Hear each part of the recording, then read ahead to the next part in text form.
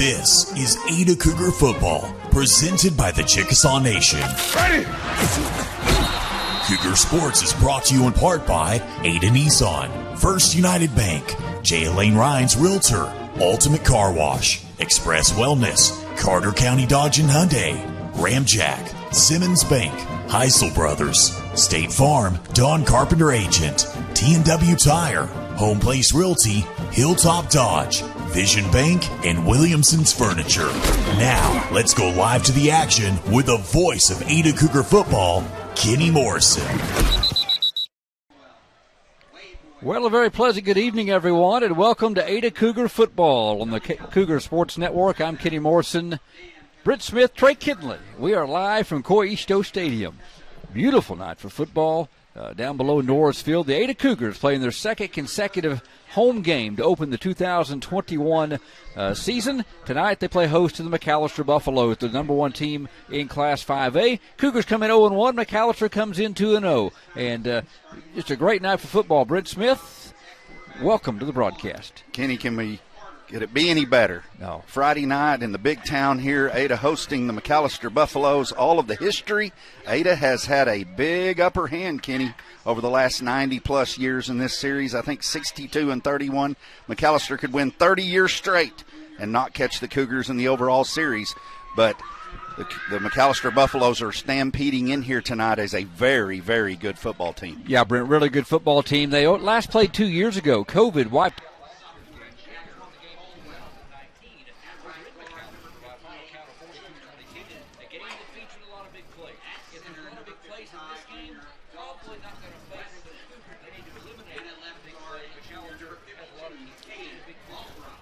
Yeah, McAlester comes in again, as you said, Kenny, the number one team in Class 5A. That alone is strange to see and to hear when Carl Albert has dominated Class 5A 5 straight state championships. But McAlester right now is sitting on top of the hill in Class 5A. Many people believe this is the year that Carl Albert may not get their sixth in a row, and lots of folks picking the McAlester Buffaloes to win Class 5A.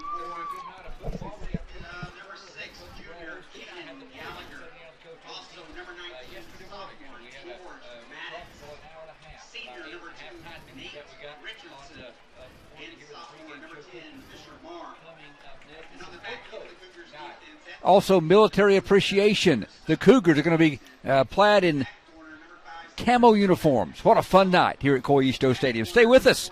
Coach's Corner with Brad Osteen coming up next. Then we'll be back with more pregame. You're listening and watching the Ada Cougars live at K88radio.net. Coach's Corner next, right here on the Ada Cougar Sports Network. Express Wellness's Occupational Medicine Services provides a comprehensive effective management program for companies of all sizes. From small businesses to large corporations, their professional and courteous staff will help simplify the process and make your visit convenient and comfortable. Their clinics are proud to provide employers with drug and alcohol testing, regulatory evaluations, and treatment of work-related injuries and illnesses. To learn more about the occupational medicine services provided, visit Express Wellness online at expresswellnessurgentcare.com. Good luck, Ada Cougars.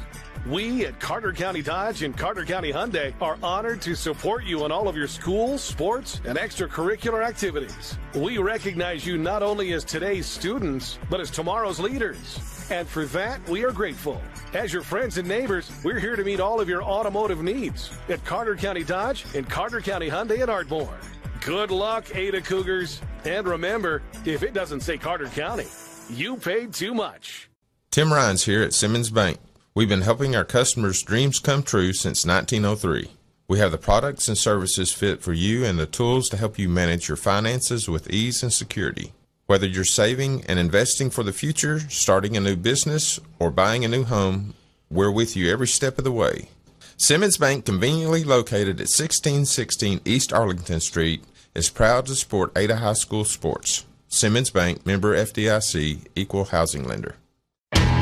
The Ultimate Car Wash at 1020 Country Club Road in Ada has 3 ultimate monthly wash packages available depending on your washing needs. That will allow you to wash your vehicle every day of the week for one low price. That's right, every day of the week with staff on hand to pre-wash your vehicle every time. You never have to wash your car by yourself with one of the 3 great wash packages. Ultimate Car Wash, 1020 Country Club Road in Ada. Included in your package is free use of the vacuums. For more information, come to 1020 Country Club Road in Ada today. Hello, Home Place Real Estate. How may we help you? Home Place Real Estate is pleased to bring you the broadcast of the Ada Cougar football. Buying or selling a home, land, commercial property, keep it simple. Call Home Place Real Estate. Our brand gets results. At Home Place Real Estate, hundreds of satisfied customers agree. With Home Place Real Estate, you can relax, take a deep breath, and let Home Place Real Estate manage your transaction from beginning to closing. Visit Home Place Real Estate by calling 332-4663. Go Cougs! Tribal citizens are Oklahomans, our neighbors. They make a critical difference in community after community, helping schools, building roads, expanding healthcare, benefiting everyone. We are united for Oklahoma, committed to mutual respect, shared strength, and productive partnerships. To join the conversation, visit unitedforoklahoma.com. Welcome to Coach's Corner. I'm Kenny Morrison, Cougar head coach Brad Osteen. Week 2 of high school football tonight. The Ada Cougars playing home game number 2. They host the McAlester Buffaloes here at Coy Easto Stadium. Coach Osteen, it's always my pleasure. Welcome into the broadcast. Thank you. Another week of football, man. Yeah, it's always good to be here coaching football and another good Friday night. Yeah, a good thing about the season at this point, in your first couple of games as a Cougar, you get to start the first 2 at home, pay for that later with a lot of road games coming up. But let's just get into this real quick, Coach. Let's evaluate. Week 1, Ardmore, a 27-0 loss to a really good Ardmore football team, but a game that saw your team make progress from quarter 1 to quarter 4. Yes, sir. I felt our kids played hard. You know, some of those guys were a little wide-eyed. It was 2 of them's first game ever, as far as and being a starter and playing in an atmosphere like that, one of the best biggest rivalries in the state, and to come out and play a 4A, 5A game like that was kind of wide-eyed for some of our kids. But as the game went on, our kids got better and better, and that's kind of what we've seen since I got here in July.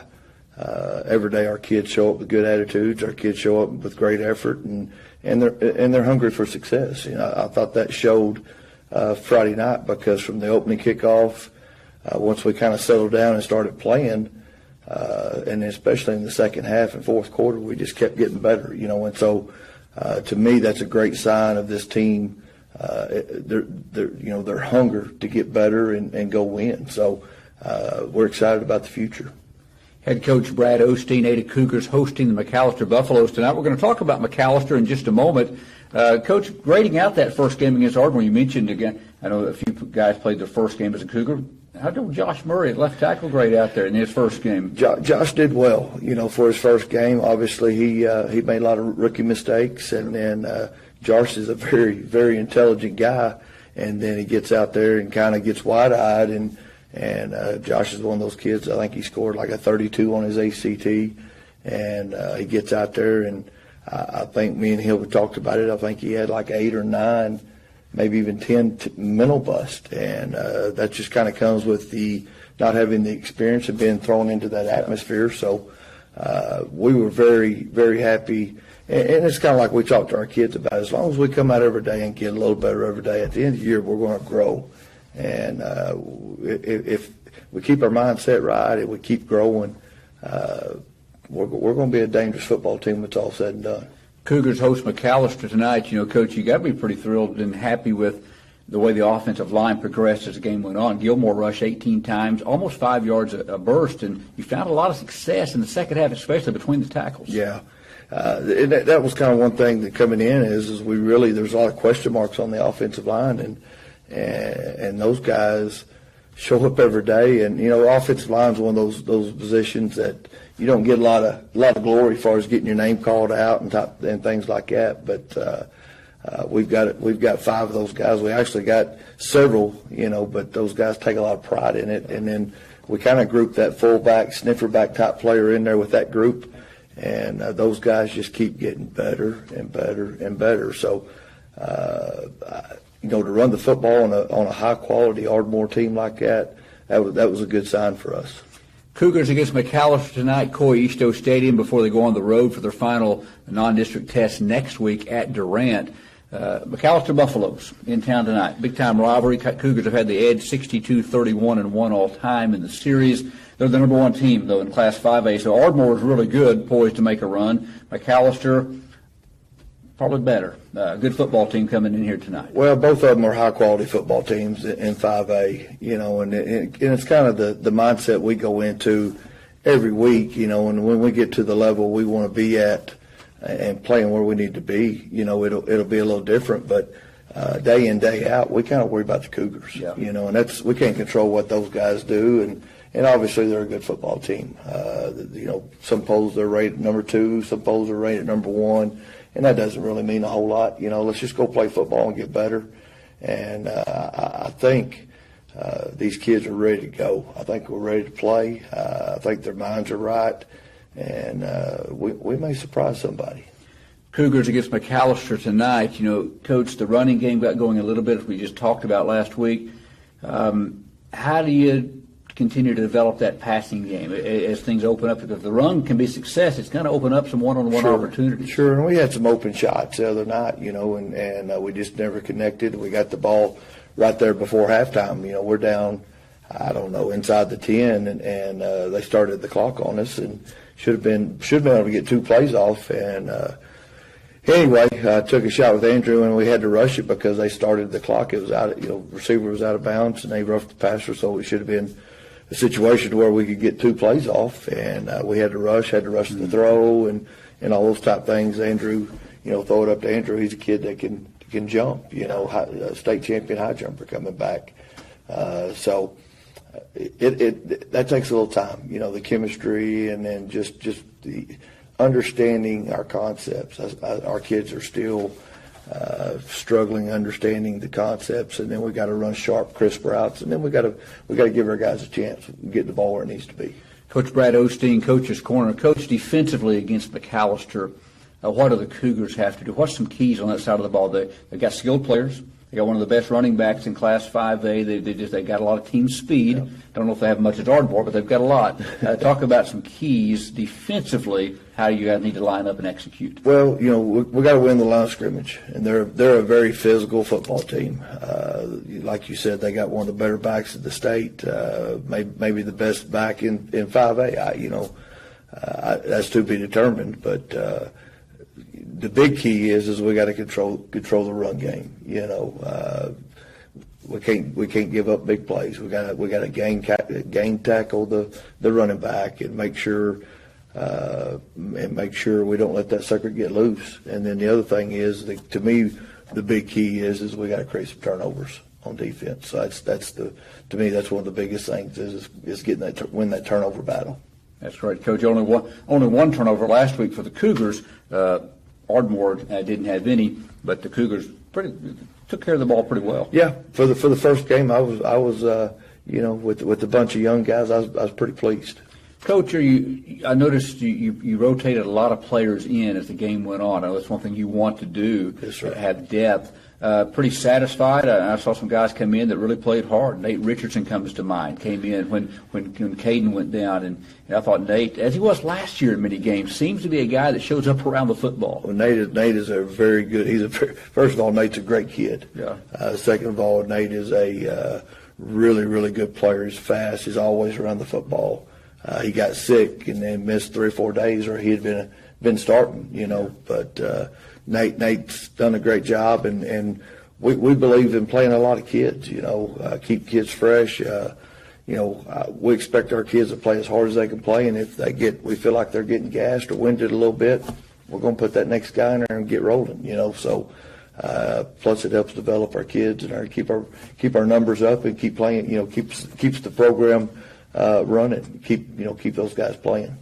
We'll mention as well homecoming night tonight at Cougars Stadium in game number 2. Going to be a fun night. A lot of people in the stands last week. Expected again here tonight. Coach, looking forward to game number 2. Good luck against the Buffaloes. Thank you. Appreciate it. All right. This has been the Coach's Corner with head coach Brad Osteen. Stay with us. We're about 15 minutes away from the kickoff tonight. The Ada Cougars play host to the McAlester Buffaloes. You know, the only time orange and maroon go good together is when a Cougar fan is on a Kubota. At GP Rents, we're cheering on your favorite team to get that win. You'll be winning, too, if you tackle that big project. And we have a wide range of Kubota rental equipment to give you a hand. From Kubota skid steers to lawn equipment and everything in between, your Kubota rental will be clean and ready to work for you. It's time to work smarter, not harder, with GP Rents. Call GP Rents Ada at 833-I-RENT-GP. And let's get to winning on a Kubota. If the signs and symptoms of foundation damage were right in front of you, would you notice? Do you have doors and windows that stick? Stair-step cracks in your brick or stucco? Cracks in your sheetrock or fireplace? Gaps around your windows and doors? Your home could be suffering from a failing foundation. Call Ramjack of Oklahoma and Arkansas, a 4-generation family-owned business right here in Ada, dedicated to stabilizing your home. Call Ramjack today at 580-436-4900. Se habla español. All successful teams have individuals working toward common goals. One of our goals here at Ada Nissan is to provide customers with the best possible buying experience. One of our other goals is to support programs that provide positive environment for our youth. That's why Ada Nissan is proud to support Cougar Athletics. Ada Nissan realizes that Cougar Athletics promotes sportsmanship, the value of hard work, and helps develop their young athletes to become positive role models. We wish all the Cougar athletes, coaches, and staff a very successful 2021 season. Go Cougs! This is Lucas Clark, president of First United Bank here in Ada. We measure success not just with numbers, but with a commitment to faith, financial well-being, personal development, and wellness. It's how we spend life wisely. If that doesn't sound like a bank, welcome to First United. Learn more at spendlifewisely.com. Proud supporter of the Ada Cougars, member FDIC. Jesse Williamson with Williamson's Furniture, 827 Lonnie Abbott Boulevard in Ada. Looking for quality furniture that will last? We have a great selection of made-in-America quality furniture and mattresses. For over 51 years, my family has been serving Southern Oklahoma from our original store in Pauls Valley. We offer 12 months no interest with approved credit. So if you're looking for a house full of made-in-America furniture, come by Williamson's and let us make your house a home. 827 Lonnie Abbott Boulevard in Ada, home of the HGTV Home Design Center. There's a new 7-year tractor warranty in town. Now, only Mahindra tractors have the industry's best 7-year limited powertrain warranty. That's right, not 5 years, not 6, but a full 7 years. Only on the world's #1 selling tractor, Mahindra. Stop by Hassel Brothers and see the complete line of Mahindra tractors at 1914 North Broadway in Ada, or call us at 332-8453. Warranty on select models. See Mahindra warranty policy for details. Welcome back to Corey Easto Stadium. I'm Kenny Morrison along with Brent Smith and Trey Kinley. Ada Cougar football right here at KADAradio.net, streaming live in high definition. Hope you're enjoying the broadcast to this point. Hope to find the Cougars in the win column when this night's over. You're going to have to do it against, we've already talked about a good opponent, one of their rivals, but this year a really good McAlester football team. And Ada has just arrived to the stadium tonight. They did all their warm-ups over at the Craig McBroom Complex tonight, Brent. Few reasons for that we won't necessarily get into here on the air, but they needed to do that over there. They wanted to, and they're just now arriving. They're focused. They're ready. They know they got their hands full, but it's a team, would love to win this game. But Brent, making strides. They won't have tougher opponents than Ardmore and McAlester as this season unfolds. Now, the district's tough with Tuttle, Blanchard, and so forth, but 2 powerhouse and 5A opponents to open your season. It won't get any tougher as this thing unravels. Boy, you're right, Kenny. And here's the thing. I've got family that live over in the McAlester area. There's no doubt about it. In looking at this team, they're big, they're strong, they're fast. They're ranked #1 in Class 5A. We said it earlier. First time in 5 years Carl Albert's been knocked out of that top spot. But this may be arguably the best team that McAlester has ever had in their history. And talking to some of my family members, they'll tell you flat out, looking historically, this may be the best team they've ever had. Yeah, they're good. Cougars come into this game trying to improve on what they improved on as the game unfolded last week. You heard Coach Osteen in our coach's corner. I hope you heard and watched just a moment ago. He really loved the improvement of his team and the fight as they went on through the game at Ardmore. It's a young Cougar team. You know, we look, Brent, we have 6 juniors, 2 sophomores, 3 seniors starting on offense and defensively. Or that's defensively. Offensively, you look and you have 7 juniors, 2 sophomores, and 2 seniors. A young team that is just trying to continue to get better game in and game out. Passing game has got to get better tonight, though. Yeah, it's X's and O's, Kenny, as Coach said in the coaches' show. They've got to take care of the football, and they've got to have a little bit of help from McAlester tonight to stay in the game, keep it close, and then hopefully steal a win here tonight, which would be a big upset. But it's not out of the question, Kenny, if everything went right for the Cougars, because we saw the improvement from the first half to the second half last week. This team grew up a lot against the Ardmore Tigers last week. HOCO week. A lot of HOCO activities across the Ada campus. Big bonfire last night. And activities here before the game. The King and Prince candidates were introduced, and it's a fundraiser for this Ada program. They raise lots of money. Maybe we'll get some totals for you before the night's over. So I know my appreciation to the hard work of these Ada students, faculty and staff, and the community who pitched in and helped support not just the football program, but the entire Ada system. And that's what the HOCO activities really are all about. We're going to take a timeout here, Brent. And on the other side, we will have your coin toss. We'll have your team captains, a couple of special honorary captains tonight as well. And we're going to get ready to kick it. This is Cougar Football. You're listening and watching at K80aradio.net. We're back after this timeout. Are you in on it? I'm in on it. Yep, I'm definitely in on it. Just got in on it last week. Yeah, took us by surprise, but we're definitely in on it now. These people are in on is the surprisingly great rates for auto insurance from State Farm. Can I get in on it? Absolutely. Just contact your local State Farm agent today and you can get in on some surprisingly great rates too. Like a good neighbor, State Farm is there. When you want the real deal, call me, Don Carpenter, your State Farm agent in Ada for over 42 years today. It's time for your Ada Cougar Sports Update, brought to you by Hilltop Dodge. Hi, I'm Johnny, an Ada Cougar from the class of 86. And I'm Hunter, an Ada Cougar from the class of 13. Throw a Hail Mary over the other guys and go for the touchdown every time when you shop with Hilltop Dodge. That's right, Johnny. I've seen the mistakes other players make, but not at Hilltop Dodge. We make every play count. Cars, trucks, and SUVs, we've got the right vehicle for every player and team. Shop Hilltop Dodge for a game-winning play every time. At 1109 North Broadway in Ada. Hey, look at this. I just got totally free checking at Vision Bank. Vision Bank has free checking? Totally free. And I got a free gift when I opened my account. No monthly service charge. No. Plus I have free bill pay, free online banking, and a free instant issue debit card. And it's all free? Yes. Plus they have 3 totally free account options and 2 of them pay interest. And they have it right here at Vision Bank? Yes, at all 8 Vision Bank locations. So totally free checking at Vision Bank. Now you've got it. Get all the details and start saving today with totally free checking at Vision Bank, member FDIC. If you've been thinking of selling your home, but you're not quite sure if it's the right time, or if your home will garner what you hope will be a suitable return, call or text me, J. Elaine Rhines, brokered by eXp Realty, at 580-421-1926. Whether this is a first home purchase, or maybe you have an empty nest, and you're ready to downsize, contact me, J. Elaine Rhines, at 580-421-1926. Let's buy or sell your home today with J. Elaine Rhines at 421-1926. Hello, I'm Keith Frazier, your store manager here at T&W Tire, 500 East Main Street here in Ada. We are your authorized Michelin tire dealer. At T&W Tire, we don't just sell tires. We also do oil changes, brakes, shocks, and front-end alignments. We also offer 24-hour roadside service. T&W Tire has one of the largest tractor-trailer tire selections around. We also have your farm, OTR, and ranch tire needs covered. T&W Tire is your complete automotive and tire center. Call 332-5145 today. Express Wellness's Occupational Medicine Services provides a comprehensive, effective management program for companies of all sizes. From small businesses to large corporations, their professional and courteous staff will help simplify the process and make your visit convenient and comfortable.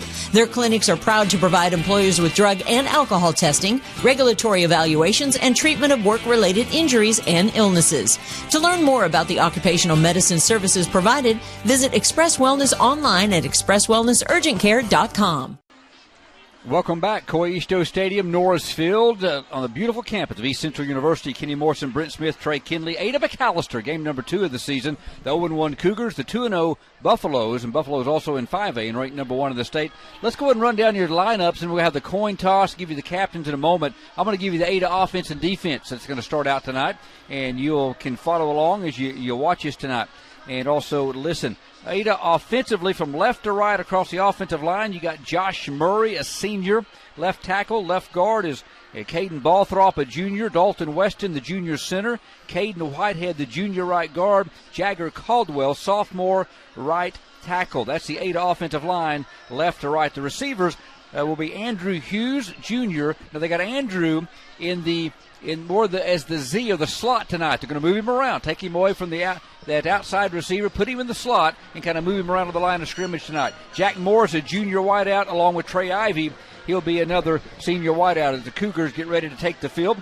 The fullback will be Fisher Marr. They call him the sniffer back as well in this offense. The tailback is Darius Gilmore, and the quarterback is junior Carter Freeland. Marr's a sophomore and Gilmore was a junior. That's the Ada offense. Now, when the Cougars take the field defensively, Brent Smith, here's what they're going to look like tonight. And that 3-4 defense from Kobe Shamley in his first season as the defensive coordinator for the Cougars. From left to right across that defensive front, you've got senior Brogan Cochran. The nose tackle will be Caden Balthrop, junior. Taden Coleman will be a junior, right defensive end. Now the backers on the outside will line up with George Maddox, a sophomore, and then he'll be joined with Caden Gallagher, a junior outside linebacker.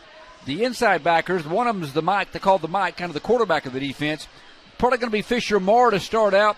Caden Ross hurt his knee first play of the defensive play last week. Has made great improvements this week. Was going to be a game-time decision. We'll see. When in doubt, probably will stay out because you're trying to make sure he's ready for district play. Really wanted to play tonight, though. The other inside linebacker, the will be senior Nate Richardson. The left cornerback, Jonah Ascension, he's a senior. The right corner will be Andrew Hughes, two-way player.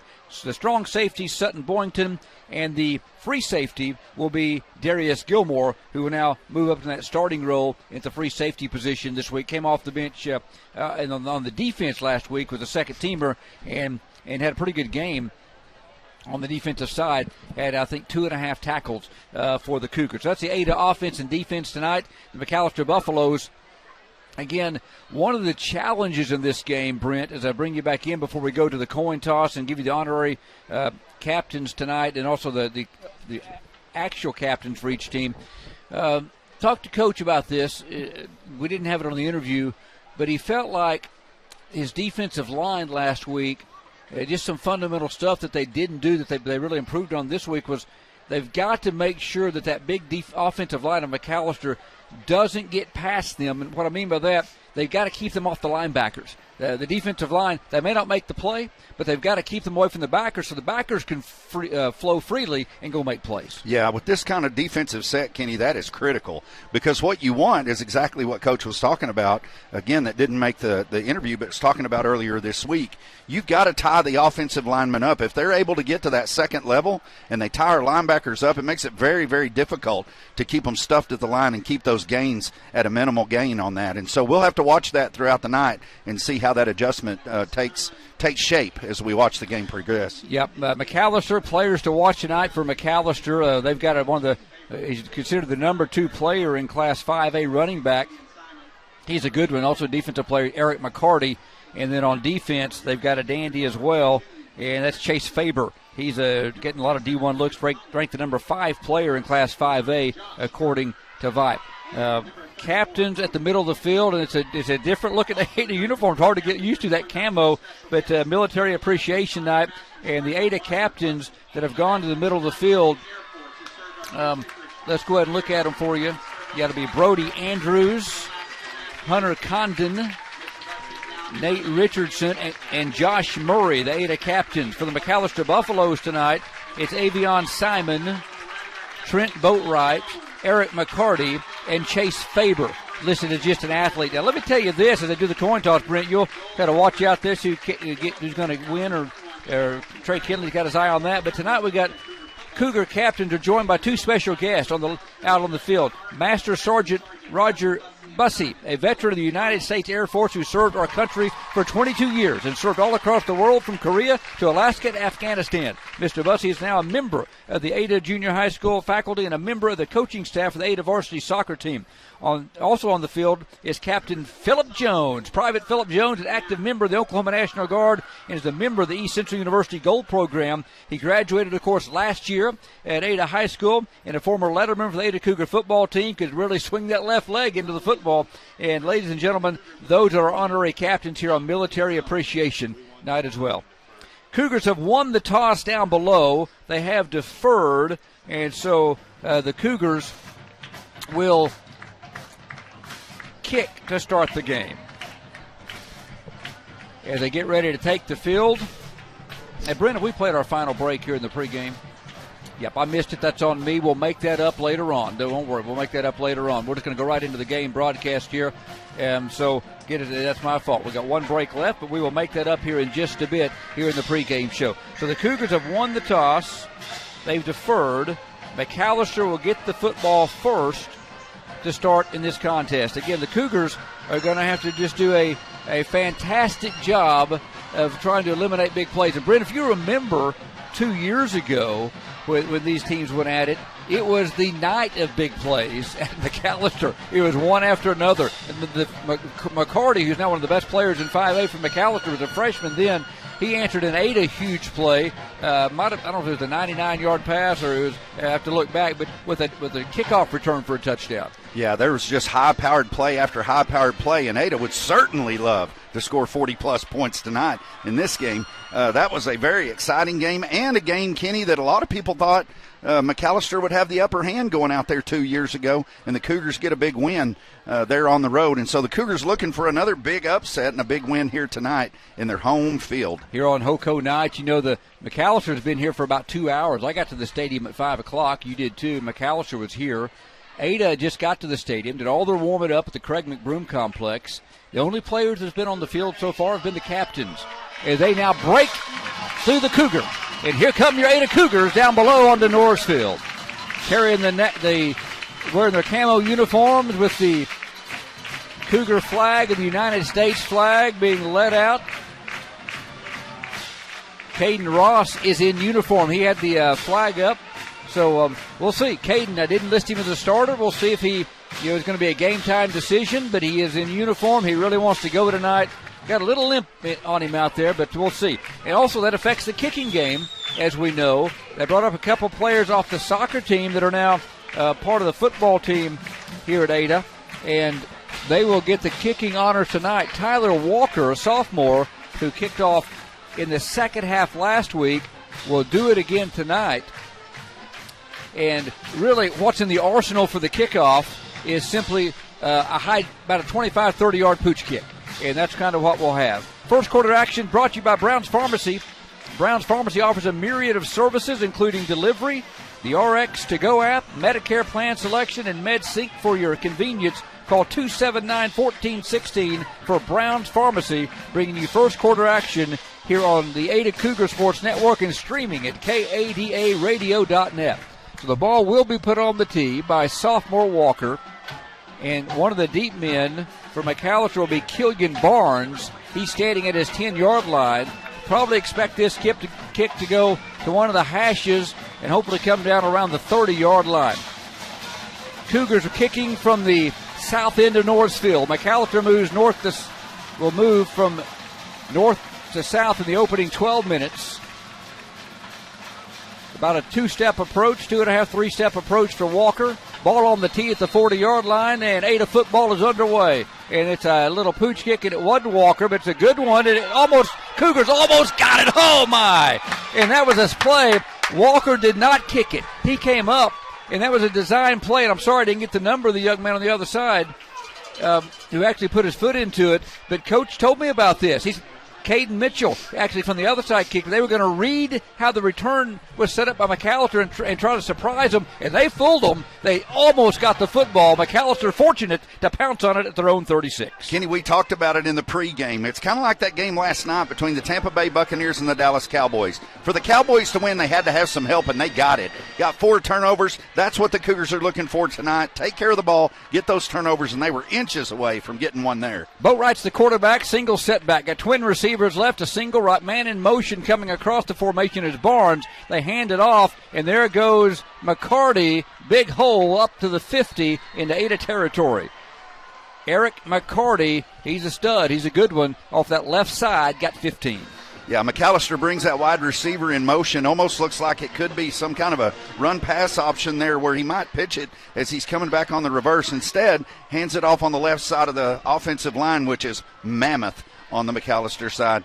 And a big gain right there for the McAlester Buffs on first down. They averaged 285 up front. The ball at the 50, officially a 14-yard gain by McCarty. Single receivers left and right. McCarty again dancing up the middle. Cougars that time stuff it up. Good job of the penetration of the defense. Let's see who gets off the bottom for Ada.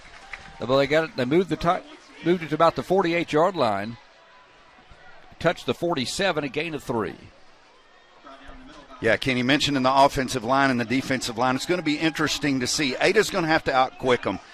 We were talking about it earlier before the game started. When you've got an 85-pound difference in average between Ada's defensive line and McAllister's offensive line, they've got to use their quickness. Ball in the middle of the field, bunch set to the left. They throw it out to Barnes at the 50. 45, Nate Richardson's got him from behind, but not before Barnes got a first down. They ran a bunch set of 3 receivers left. Barnes just backed up about 2 steps. He caught it and then had blocking ahead and gets to the Ada 39-yard line and a first down. Yeah, just a quick pitch out in the flat, Kenny, there, and it looked like Andrew Hughes had a beeline on it, but number 11 for the Buffs, Cale Prather, a wide receiver there, makes a good block out there right at the last second and springs him for a nice gain. Got 8, 39-yard line. McAllister's second first down, initial possession. Boatwright hands it off to McCarty, weaves his way up front. George Maddox got a hold of him, a couple of other Cougars as well. McCarty's strong. We saw him as a freshman. He's put on some more size and strength since, and he gets his way down inside the 35 to the 34-yard line. Yeah, McAlester, as you said earlier, Kenny, in the pregame, 2-0, averaging over 300 yards rushing per game coming in, and he has carried a lot of the load there. Got that wavy blonde hair flying in the wind, but we want to see that on his back. We want to stuff him at the line of scrimmage. Brogan Cochran, Caden Balthrop, Taden Coleman, the 3-man line and the 3-4 defense for the Cougars. Shotgun formation. Here's McCarty again. This time the Cougars got him in the backfield, and they're going to run him backwards and throw him to the ground at the 45-yard line. Who got there first? Is that big man? Brogan Cochran, Taden Coleman as well. Stand up McCarty, and the Cougars got him at the 35, a yard loss. Taden Cochran on that play there looked like he got inside, beat his man. A couple of guys beat his man. Drives him backwards and says, "Not so fast, young man." Brings up a big third down. Yeah, Cochran and Coleman, good quickness to get to the ball carrier. Big play early. 3rd and 5, 9:25 to play, opening quarter. Class 5A's number 1 team, McAlester, on the move. Cougars trying to stop him. Malachi Rice, a big tight end, is into the game. They got a strong formation to the right. Fake handoff, Boatwright rolling, gets pressured, throws. Oh, it's caught. 20, 15, 10, 5, touchdown McAlester. Oh, they just about had Boatwright put on his back, and he got a pass out in the flat. We got some yellow on the turf. Cale Prather made the catch on the left boundary, but hopefully Trey Kinley has spotted maybe a block in the back to disallow the touchdown. And I mean, they just about got to Boatwright out there, Brent, and got him down, but he stood in the pocket strong. The officials discuss it. Standing. Boy, you're right, Kenny. Taden Coleman is just bearing down. He's a step away, gives a big lick to Trent Boatwright, the quarterback. Boatwright makes a good throw, give him credit for that, but those hits have got to cause him maybe to throw his timing off a little bit. It's good to see pressure on the quarterback by Taden there. It was 3rd and 6. I think the officials discussing this. It's probably going to be a catch and then mark off the penalty probably from a spot. There it is. They call it a hold. So that'll wipe out a touchdown pass to Killian Barnes. And that'll back up McAlester. And they're going to mark it off from the 29-yard line, it looks like. Let's kind of get a beat on it here. So from the 20, Wow, it's a hold against the Cougars, Kenny. He first, the referee first gave the sign towards McAlester. Everybody's backing up, and then all of a sudden the hold goes against the Cougars. How do you hold on defense? Wow. That's a shocker. Looks like they had it going the other way to the touchdown. Now stands to Killian Barnes. Especially in the secondary. How do you have a hold in the secondary anyway? That call goes against the Cougars, and the Buffs strike first. 35-yard TD to Barnes. Boatwright will hold for the extra point. So McAlester strikes first. Now we got a flag, and a penalty and a sideline warning against Coach Osteen and the Cougars. They are so frustrated about what happened. They're going to now, McAllister's probably going to go for 2. They're going to actually no more a warning. They call a penalty. They throw the laundry. Now McAlester will go for a 2-point conversion. Boy, Kenny, that's a tough call, too, because the official that threw the flag is 20 yards away from the coach's box. I guess he felt like they were out on the field too much. He's signaling them to get back again, but it should be a warning. I'm not sure. Okay, it should be a warning. Officials are a little discombobulated. We thought we had a hold on McAlester on that touchdown, then they changed it, or at least didn't communicate it well. Then it looked like they moved the ball to the 1-yard line. Now they've backed it up and say McAllister now going to kick it again. So Boatwright will hold. And that's a young lady, by the way. It was, last week on a few kicks. I'm not sure if that's her out there now kicking for McAllister. We'll find out anyway from the 10. And now another penalty marker. I think this is going to be offsides against the Cougars, which is going to move the ball halfway to half the distance here. It looked like the Cougars got in the neutral zone there. No, it's Justin Perez kicking the extra point. They had a young lady last week that made a couple of extra points. Cougars make some substitutions. No, now it's a false start. Boy, I tell you, Kenny, so far every call we think is going one way is going the other, so it goes against the Buffs. It's going to be a false start. Somebody may have flinched on the line. We couldn't see it there.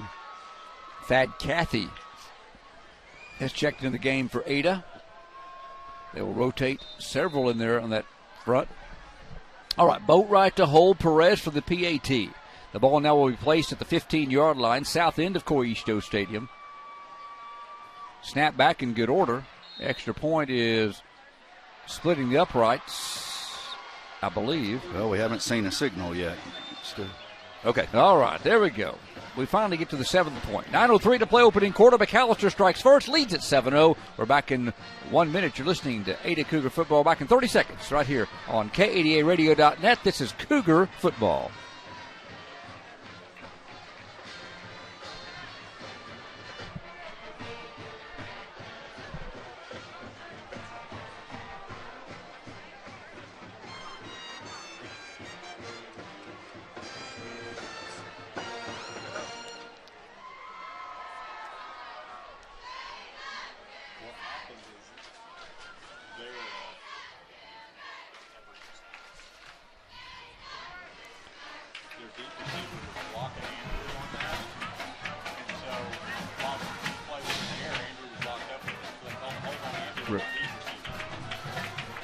Welcome back to Coisto Stadium. McAlester leads Ada 7-0. Cougars will get the ball for the first time. McAlester goes 6 plays, 64 yards. Took him only 257. 35-yard touchdown strike from Boatwright to Barnes. As Trey Kinley was watching the replay, I think he told me Hughes was locked up with the deep receiver, and they called a hold on Andrew Hughes. But don't think that really affected the touchdown pass. And again, we thought for a moment we had looked like maybe one of the McAlester players was actually blocking Hughes where the ball was still en route to Killian Barnes, but so the officials were I thought they were going to call it on McAlester to start with, and it changed. So where did it go here? So Ada will get the football for the first time. Yeah, they're kicking off from the 50, so it must have had a penalty against Ada. We missed that. The ball is going to go into the end zone and over Hughes' head. So good foot by the kicker. He buried it into the end zone. They got another kickoff guy. It's Kobe Clark is their kickoff guy. So he goes into the end zone. So missed a 10-yard penalty against the Cougars. So Ada will start now. 9:03 to play at their own 25-yard line. First offensive possession. Josh Murray, Caden Balthrop, Dalton Weston, Caden Whitehead, Jagger Caldwell, left to right. They paved the way for 92 yards rushing a week ago. Doesn't seem like a ton, but Gilmore had 18 carries, 84 yards. They got better as the game went on. And the Cougars now, for their first possession, they'll have again Andrew Hughes be working in that slot position tonight. Shotgun formation, Freeland. Gilmore flanked to his right. McAlester jumps to the neutral zone. There's, I think, 5 yards. That hard count by Carter Freeland on the first snap got that big front of McAlester to jump into the neutral zone. Brent, you look at McAlester across his 3-4 defense.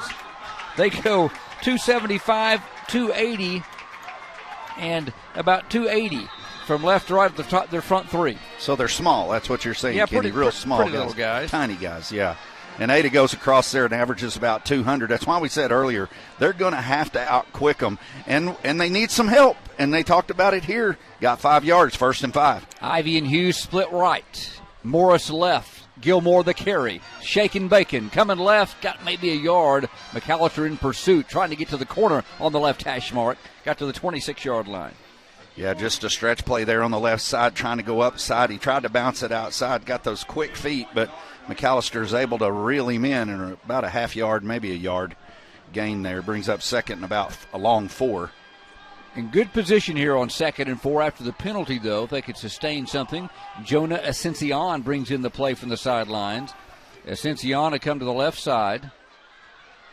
So it might be Reed Sampson out there as well, number 13. It is Reed Sampson. They got twins to the left. Gilmore gets the handoff at the middle. Big hole across the 30. Oh, he just had a crease, and it's a Cougar first down. Brought to the ground, but not before he could get across the 30 to 31. Good blocking up front. Jaden Shumway made the tackle, but Gilmore had 5 straight on for a Cougar first down. Boy, Gilmore's got such quick feet, Kenny. He's able to see the hole, and he burst up into the middle there on that play there. It looked like there wasn't much there, and all of a sudden it's a 4 or 5 yard gain and a nice play for the Cougars, and they move the chains. It really helps this offensive line when you're blocking bigger guys. Maybe you can get them just off, just to attack them at an angle quick, and Gilmore can hit the hole so quick. It doesn't need just a sustained block. Again, from the shotgun, Gilmore, fake. Freeland, good time, deep pass downfield, gonna be, just over for Hughes' head. He had a skinny post going, and I'm telling you, he had a step and a half on the defender, and Freeland just missed him. But you love the play call.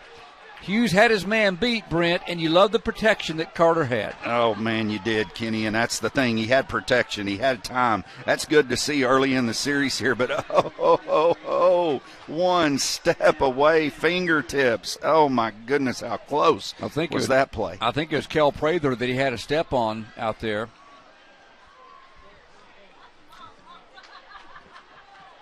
And got a good one-on-one matchup, had him in that slot. 2nd and 10, again, twins right, receivers, man in motion. Is it going to be a jet sweep? Nope, going to hand it off to Gilmore. Darts from right to left. Nice quick cut. Nothing was open right, so he cut back to the left. He was able to cross the 31 to the 32, mark it up to the 33 to be 2nd and 8. Yeah, another one of those plays, Kenny, where it's just a delayed handoff there. You're kind of zone blocking, hoping you can get a crease, and Gilmore tries to find one, just not much there. Brings up a big 3rd and 9. Back it up just a tad to mark it at the 32-yard line. So big play for Ada. Andrew Hughes wearing number 44 in the camouflage uniforms tonight on Military Appreciation. Hughes, the ball's on the left hash. Hughes is going to come wide left. You got a pair of receiver left, a single to the right. Looks like there might be Morris in the slot this time. Freeland back to pass. Got time again. Deep pass again. Going to miss him. Go get interference. They tackled him. Yes, sir. Hughes again. Same play. Same defender in Cole Prather. And the ball was going to be a touch overthrown again, Brent. But Prather falling down grabbed Hughes around the legs before the ball arrived. A Cougar first down on the pass interference. As you said, Kenny, that's 2 times that they've been behind the defense there. Andrew Hughes getting behind there, getting a step. I think the south wind, if we've got a little bit of a breeze, Kenny, coming out of the south, and it's carrying the ball just a little bit. But my goodness, 2 plays in a row where we're back behind the defense and just inches away. But nevertheless, a big pass interference call gives the Cougars a first down and 15 yards. Should move it up to around the 47-yard line when it's said and done. They did. How's it a 14-yard penalty? Yeah, It was the 32 was the line of scrimmage. It's a first down via a penalty. I don't know how you can. Yeah, it was 3rd and 9 from the 32, and it's a 14-yard penalty. Oh, brother, here we go. Back to pass. Freeland fakes, throws, flat, caught, 35, and not much at the 45, not the 35. He's gang tackled. Get a number. We got a penalty out there, though, as well. I think, Kenny, this is going to go against the Cougars. It's going to be a hold, I believe, out there on the edge. There was such pursuit by the McAlester Buffaloes. I think the Cougars might have reached out and grabbed a little jersey there to try to slow them up. Brody Andrews was in as fullback, trying to see who caught that football out there. Did either one of y'all get that? The number's a little more difficult to see in the camouflage tonight, and it went for a loss. Caden Gallagher, it would be Ascension. Jonah Ascension made the catch out there. What it was, just kind of like a long pitch play. You throw it out there and you try to get blockers in front. And so a legal block. That'll move them back 10. So the down will stay first down. They'll move it back now to the 34-yard line. So a lot of penalties on this drive. Yeah, called it a block in the back, Kenny. And, man, as a former official, I hate to question that, but that would have been a quick block in the back because it was just a quick pitch out in the flat, and someone must have got a shoulder inside on that play there, but it backs the Cougars up way behind the sticks. Yeah, they got 22 to go on first down. Freeland going to hand it off to Gilmore, and he doesn't have much. He swallowed up. Looked like Shumway. Big guy jumped in there and got him at the line of scrimmage. No gain for Gilmore. So, you know, what the Cougars needed to avoid, we talked about, was getting behind the chains. They had a good drive going, and then the penalty really put them behind the chains here. Now it's 2nd and 22 from the 34. 6:38 to play. Clock stopped for some reason on that tackle. Now it starts. First quarter. Buffaloes 7, Cougars nothing. McAlester went 6 plays, 64 yards, scored on a pass play to actually Kel Prather. I think I called Killian Barnes earlier. It was number 11, Kel Prather, who caught that touchdown pass from Boatwright.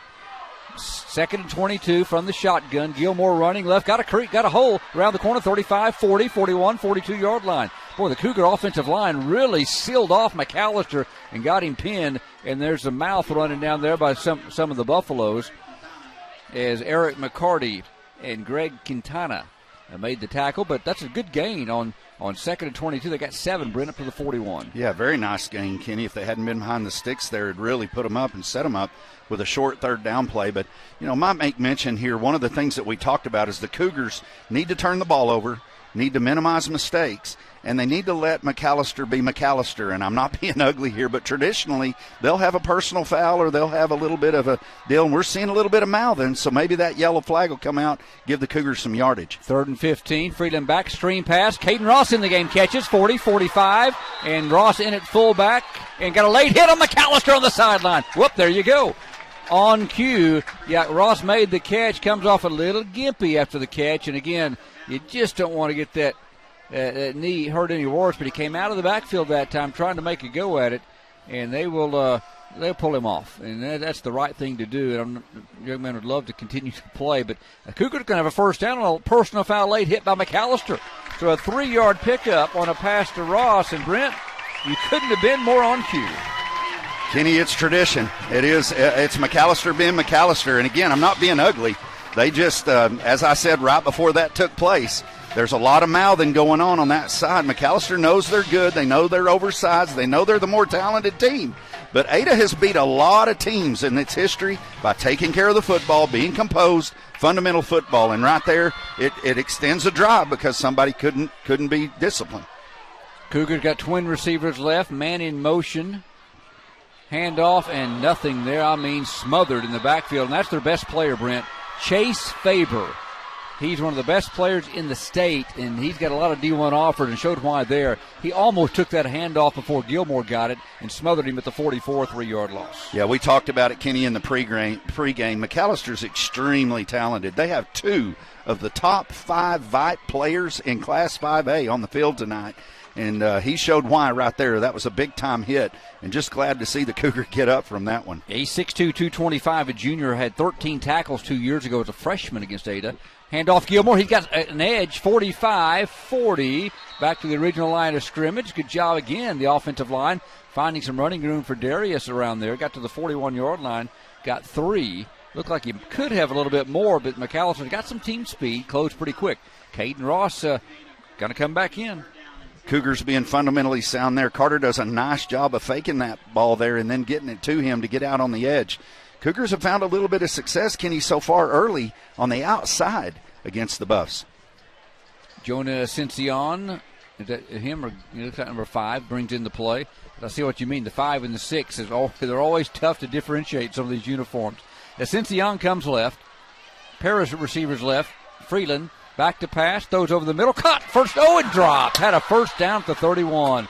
Right in the breadbasket at the 31-yard line. Reed Sampson had it, and I may have just turned his head before the ball we gathered it in. That would have been a Cougar first down. Oh, that's big time, Kenny. And again, not to continue on this, but you just got to minimize mistakes, and that's one that bites you. Now, instead of a first down inside the 30-yard line with a breeze to the south going in and continuing the drive, the Cougars are forced to punt. Caden Less now back to receive the punt of Andrew Hughes. The line of scrimmage is the 41. Hughes back at his 45-yard line to put a foot into it. Punted 5 times for a 31.2-yard average a week ago. Longest was 49.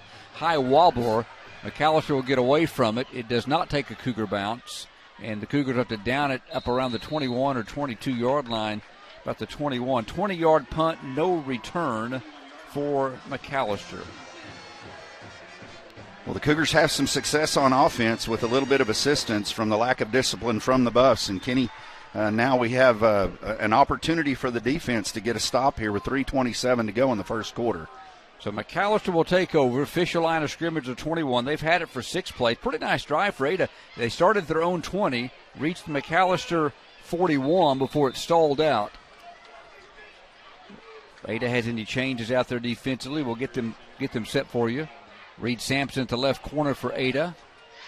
Sutton Boynton on the safety. Boatwright rolling right, throws it out in the flat, and it's caught. Short gain at the 29-yard line. Pass was caught by Lesnow. George Maddox in pursuit. Ball marked up at the 29-yard line. Got an 8-yard pickup. Yeah, Trent Boatwright just takes the snap there and rolls out to the right side there and pitches it out into the flat for about an 8-yard gain on first down. Cougars were in pursuit. Just good execution by the Buffaloes. By the way, Caden Ross is in at linebacker. He's in at that Mike linebacker. They throw it out in the flat again. It's caught at the 27-yard line across the 30. Not a big gain, but a first down at the 32. Cougars in pursuit on the far side. Look, it went to Killian Barnes for a first down. So some little flat passes right now, but only got 3, but enough for McAllister first down. They ran 2 plays for 11 yards on this drive. Yeah, they've run that play now twice, Kenny, in the first quarter and got minimal gains on both of those. It's where the wide receiver, the key to that play is the Buffalo wide receiver has got to find a block. If he doesn't and Andrew can get around that thing, you may have a pick 6. Single setback beside Boatwright. He's going to give to Dakota Motion, running left, trying to bounce it, and he does across the 40. Won't go down. Across the 45 to the 47. Caden Ross over there in pursuit.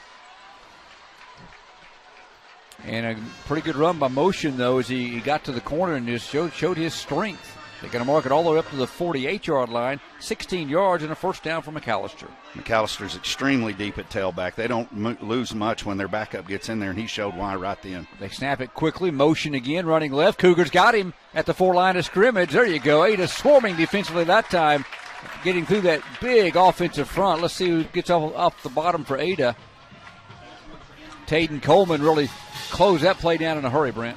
Yes, he did, and I'm telling you, Kenny, Taden Coleman is the real deal. He looks the part. He's strong, big kid. I mean, he is definitely a great addition to this Cougar defense this season.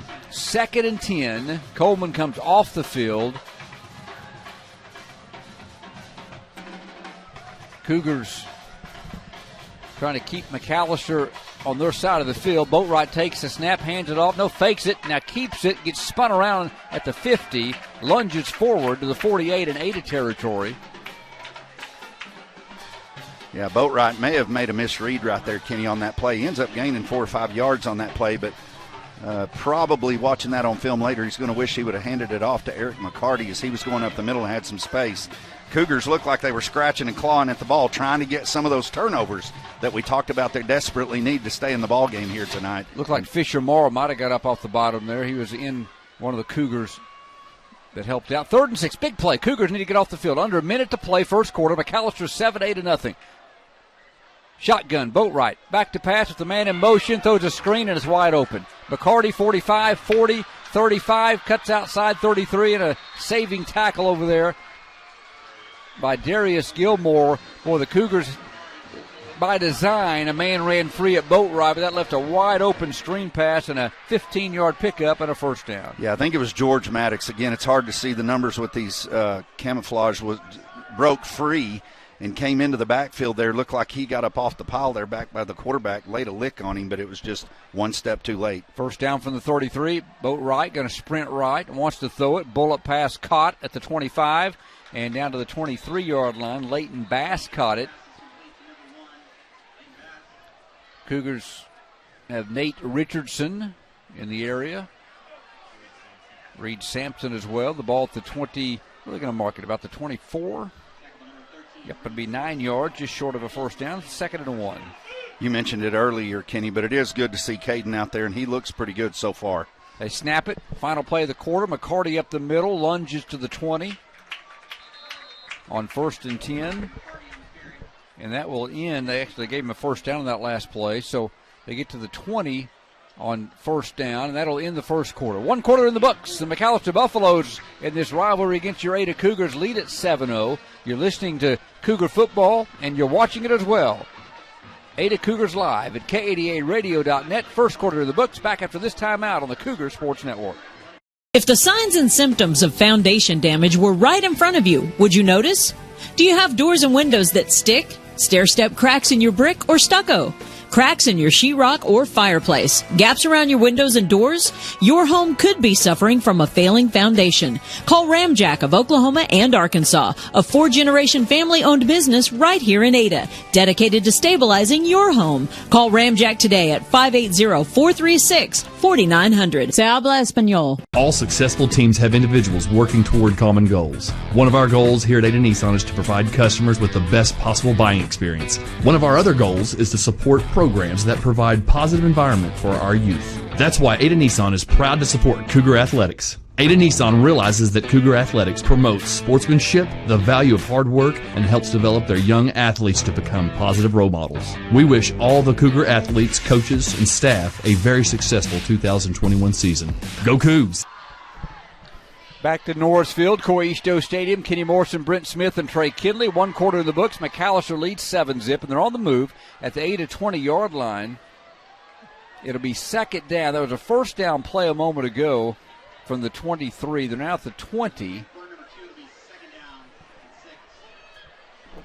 2nd down and 6. They need to reach, actually, almost the 13. 2nd down, 6.5 yards. Shotgun formation. Boatwright has a 3 receivers bunch tight left. Takes the snap, drops back around his 29. Steps up in the pocket, throws sideline, got a flag, going to have a hold against McAlester. McCarty caught it, was run out of bounds on the far side.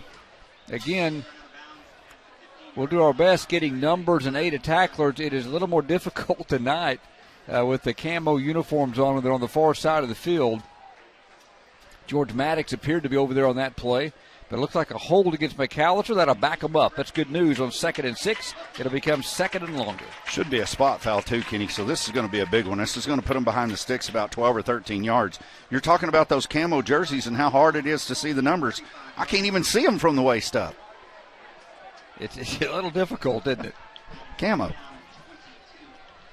Oh, my. But you win. 35-yard line. That's a big one, Brent. 2nd and 22. Back at the 35-yard line. Boatwright back to pass. Steps up in the pocket. Got some time. Sprints right. Throws downfield. Incomplete. Good coverage by the Cougars.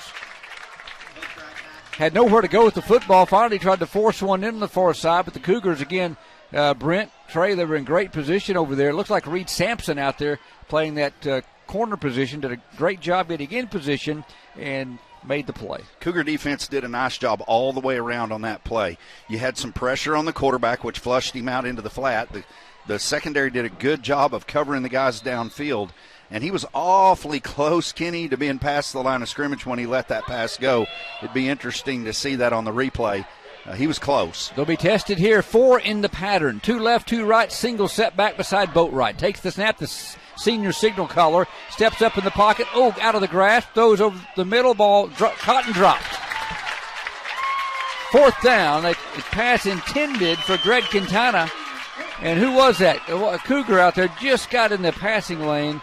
Caden Ross might have got one of those deals, didn't touch the football, but I think just distracted the would-be receiver enough. Boy, Kenny, and another thing, too, give some credit to Taden Coleman on that play. Cougars only rushed 3, but he actually got a hand on the quarterback, rushed him just a little bit, throwing the timing off on that pass play. And nevertheless, it is a stop by the Cougars unless they fake this.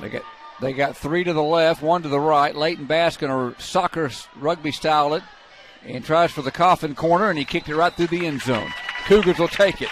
So a 20-yard punt, no return. Bring it out for the Cougars and place it on the 20-yard line. Ada will start 1st and 10 with 11:31 to play here in the second quarter. Big stop for the Ada Cougars. That is a big stop, Kenny, right there, especially when you take into consideration just a 7-0 ball game. I don't think McAlester thought at this point in the game it would be only 7-0, and Ada had an opportunity in that first drive. You hope that they can continue it here without a drop pass there.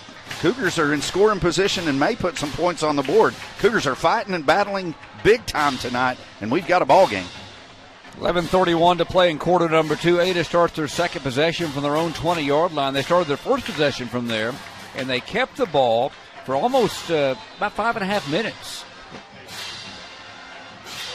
Yeah, my correction on that last pass play, we were going to give Caden Gallagher was in the area. He did a nice job of slowing that play down. All right. Freeland hands it off. Gilmore, not much room. In fact, he is clobbered as he tried to go up the middle. That man, Chase Faber, a next-level D1 player, just a junior, got him. And I kind of saw that. Yeah, he got bent back. I saw that immediately as he was hit high load, no gain at the 20-yard line. Yeah, Kenny, we've mentioned that young man there for McAlester, just a junior and already getting big-time looks from some Division I schools. That Chase Faber is a special player, and he's showing it early. Yeah, he's, again, 17 tackles on the year. Caden Gallagher's the running back. Shotgun formation. Freeland 3 receivers in the pattern. They give it to KK. Gallagher up the middle across the 20 to the 22 and drug to the ground. Dakota Motion able to find his way to the backfield, the outside linebacker. They're marking at the 22. It'd be 3rd and 8 for Ada. Caden Gallagher and a long line of Gallaghers as Johnny, and then last year with his brother, and then now Caden coming in here getting a carry and grinds out for a couple of yards here. But Cougars have got a big conversion here on a 3rd and 8 play. Ascension and Hughes come wide right.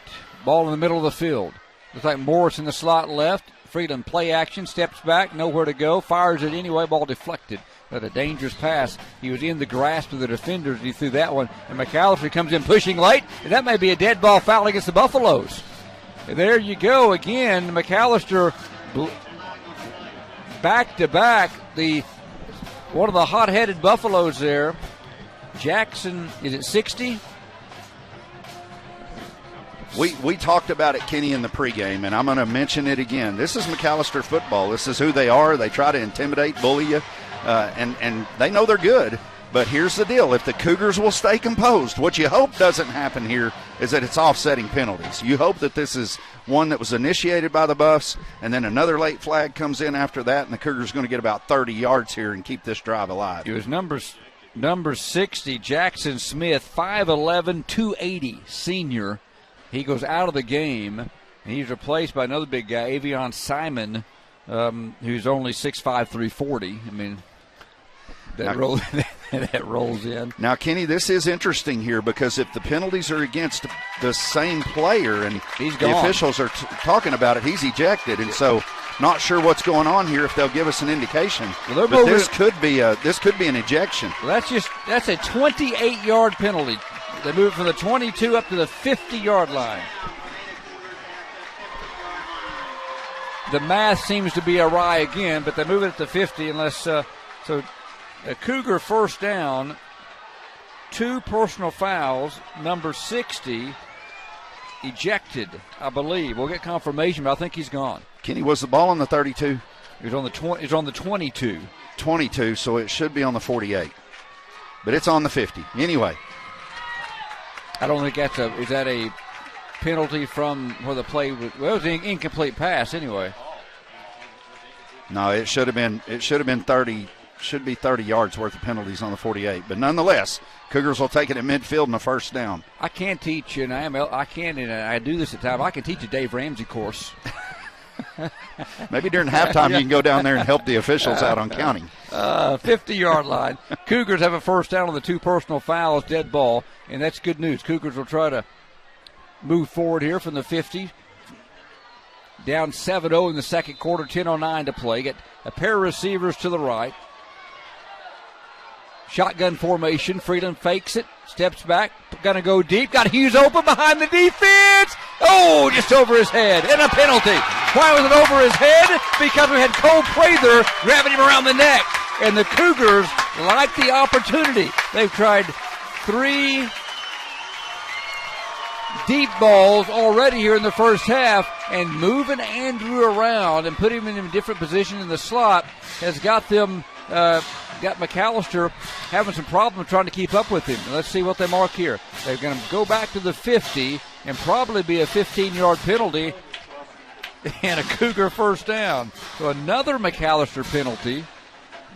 And we'll have the official stats for you. Trey Kinley will join us live at halftime with all the stats. And the penalties have marred this first half so far, but it's a Cougar first down on pass interference. Kenny, they've gone to that play 3 times so far in this game. All 3 times, Andrew is behind the secondary. 2 out of the 3, it produces yards. They need to keep going to it. Ascension brings in the play. The ball now resting at the McAlester 35, south end of Coisto Stadium. Jack Morris and Ascension go left. KK's in the backfield, gets the handoff right up the middle, and Shumway's got him at the line of scrimmage. Jaden Shumway right at the 30. They're going to give him a little progress to the 34. They got a yard. Nope, now they move it back, so it's no gain. I've noticed, Kenny, the yard marker over there has not stayed where the ball is. He's even done that on first down a while ago. On first down, it showed like 1st and 11, so I'm not sure who's running the sticks, but now he's got it back closer. Hughes has one-on-one out there with Eli Chapman. Let's see if we can get time to throw to him. They hand it off. Gilmore running left back in the game. Sheds a tackler. Good run.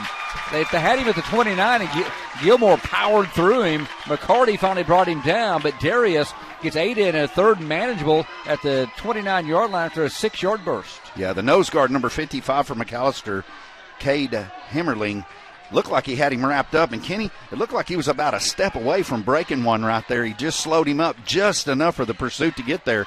But nevertheless, a nice gain on 2nd down brings up a manageable 3rd and 4. Unless you go backwards, it's 4-down territory, I believe, for the Cougars at the McAlester 29. Freeland again from the shotgun. Gilmore to his right. Fake, roll right, throw, caught, first down, 25. Caden Ross out of the backfield. The sniffer back. Caden slips out. Freeland puts it on the money, 23-yard line. He got 6 at a Cougar first down. Give Caden a shout-out, Kenny. He was a game-time decision. If you remember last week, we were really afraid on the first defensive play of the game.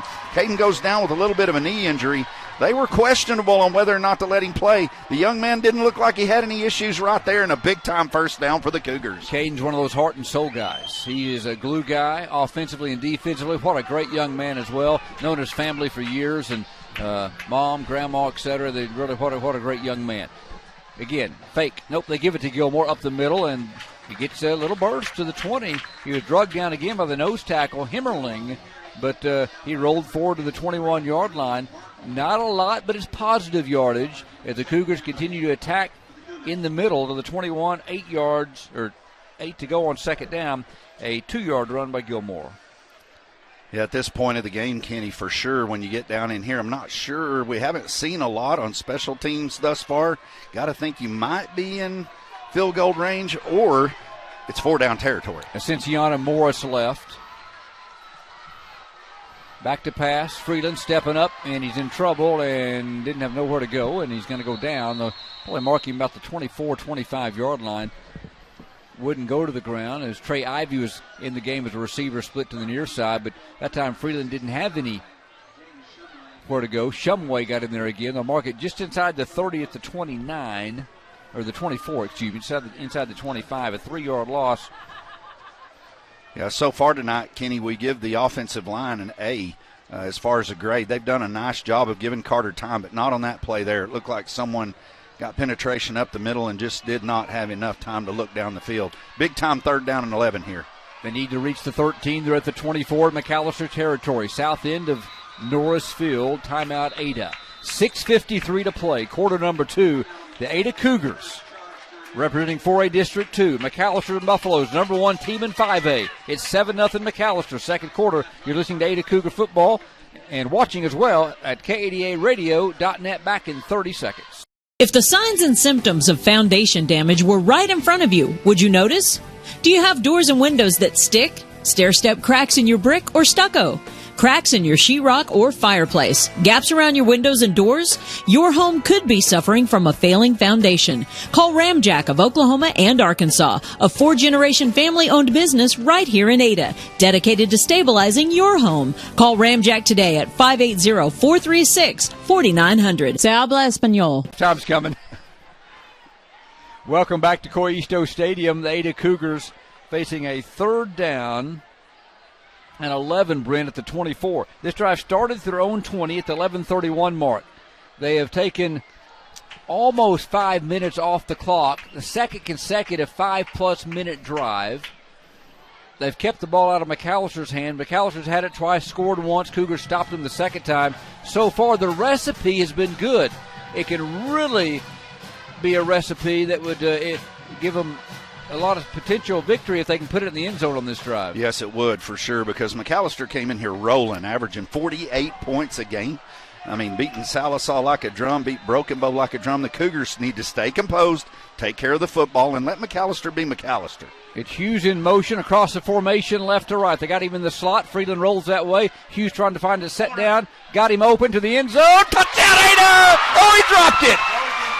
Did he have it long enough? Let's capture the replay. Capture the replay there. The Ada Cougars got a touchdown.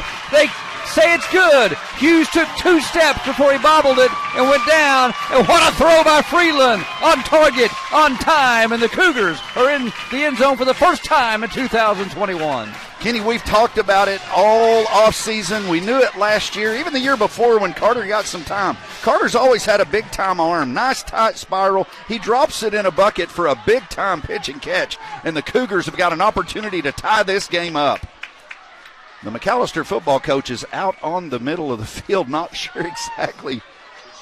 It should be a sideline warning or something there. I mean, he runs out on the field. I guess they gave him a timeout, but my goodness, Kenny, he was running out he's well past the 20-yard line before the timeout's called. Yeah, Andrew came across the formation in motion. We'll show you that replay here in just a little bit. But Andrew came across the formation in motion from left to right. Got a mismatch. He settled down at about the 7-yard line and then made a cut to the pylon. As Freeland was rolling in the same direction, he put it on the money on the run, did Freeland, and a nice pitch and catch and a touchdown to Andrew Hughes.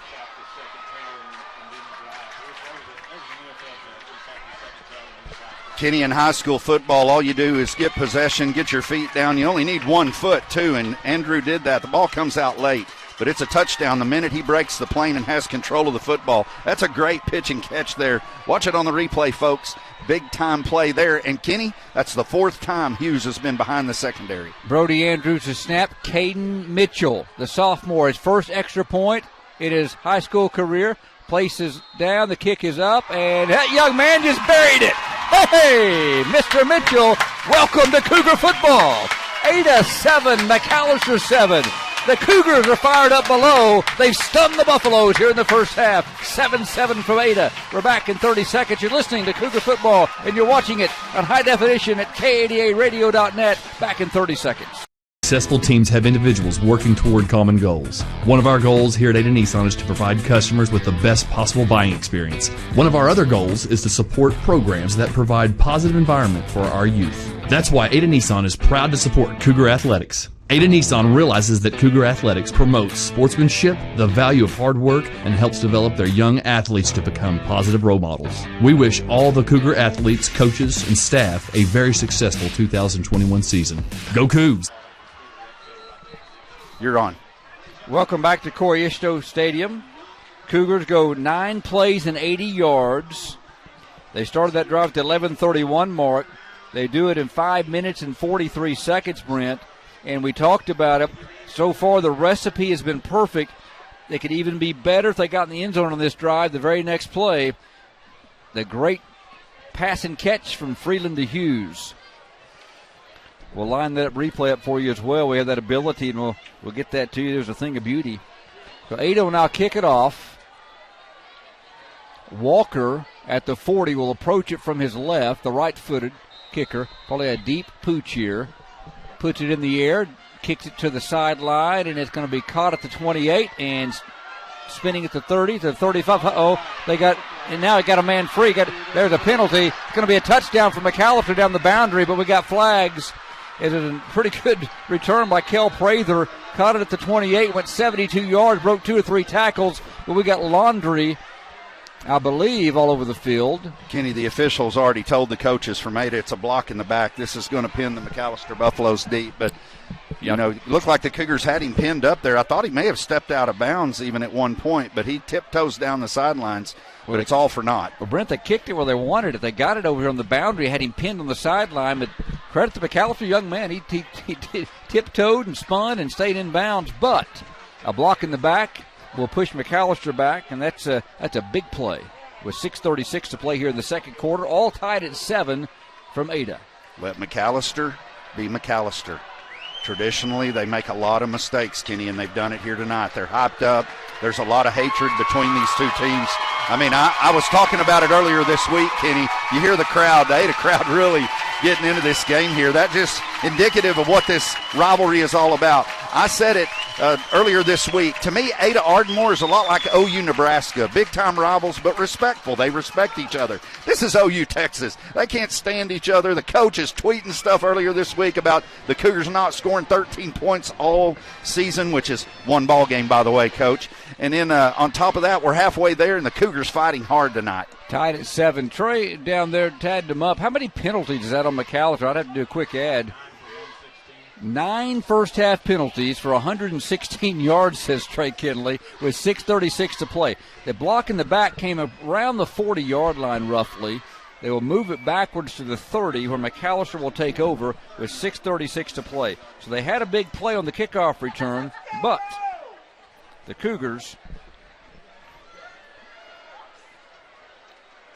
get the break and the penalty on McAlester. We'll line that Ada Cougar defense up for you in just a moment. 3-4 defense. Boatwright has a single setback beside him. There's a handoff, running right 30, 35. Got to get him. He's in the secondary at the 40, and Trey Ivy stands him up and brings him down. But a carry by Ethan Watkins. It's going to be another personal foul against McAlester.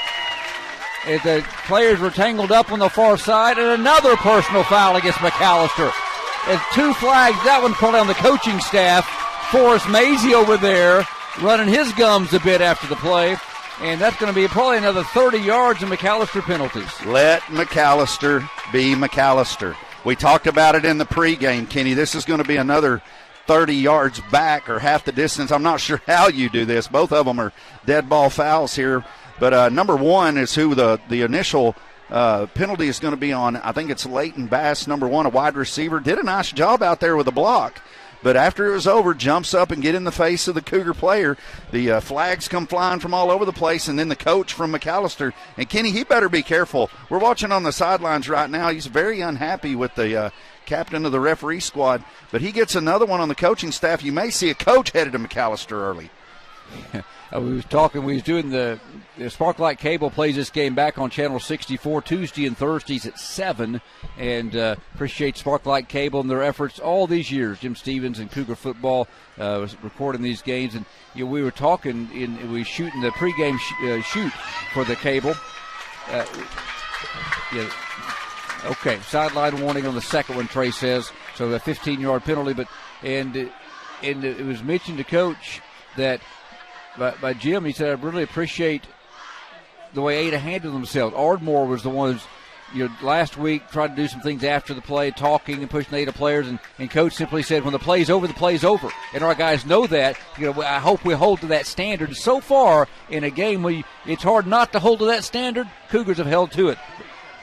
Kenny, when you look back on this series with Ada leading the series, 62-31 in the overall wins and losses so far in the series, there have been a ton of those games that I'll bet if you went down the lineup, McAlester had more talent.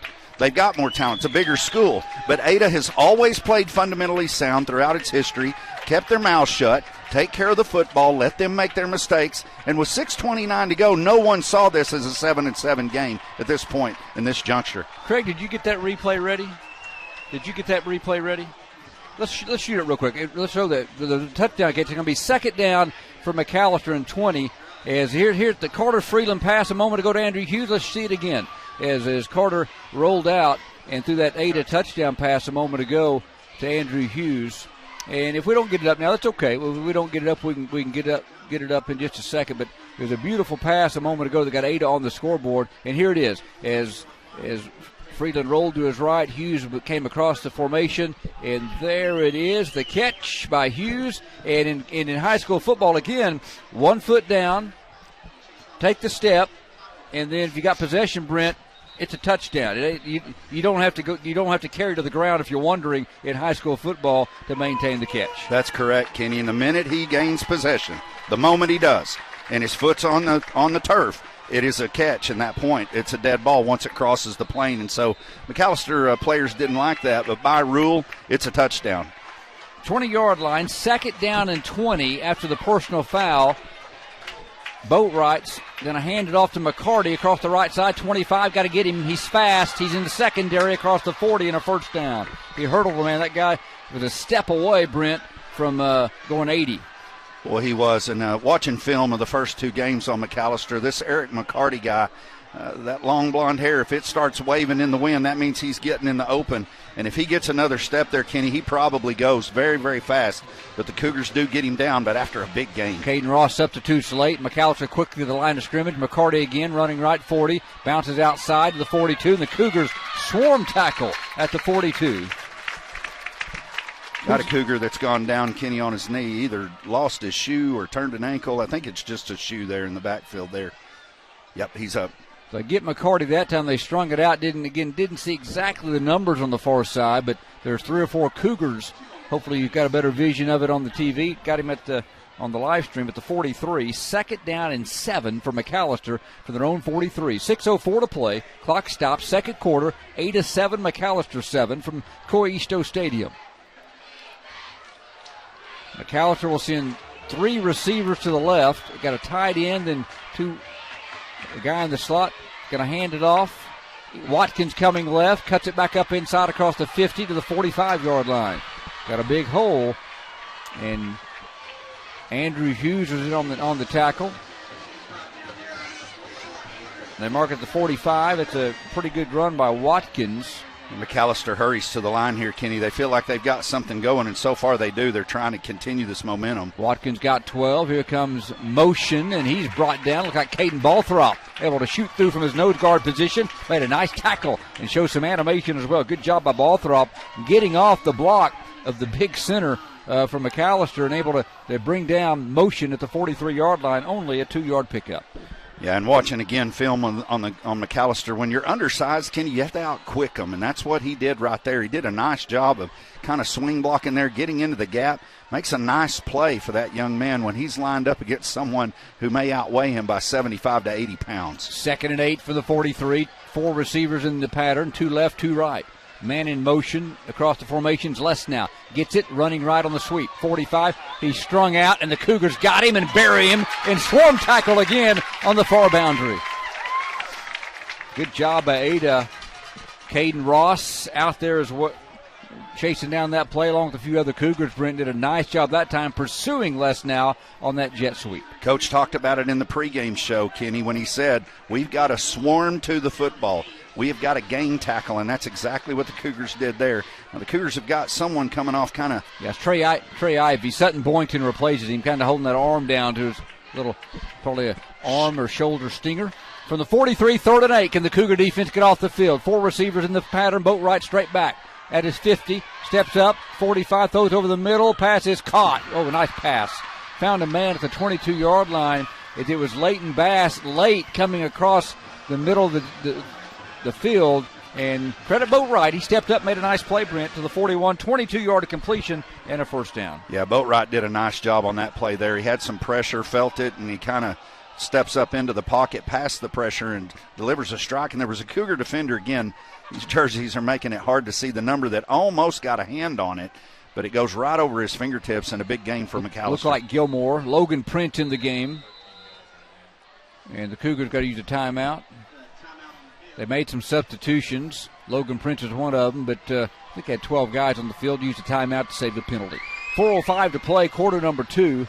Tie game at 7. Brent, we'll keep it right here for a moment. It's dandy. Cougars have came out, and Coach was so optimistic this week. Talked about how in the 27-0 loss to Ardmore, of course, Coach Osteen's first year, how the team improved from quarter to quarter. And sometimes you can hear that. I didn't.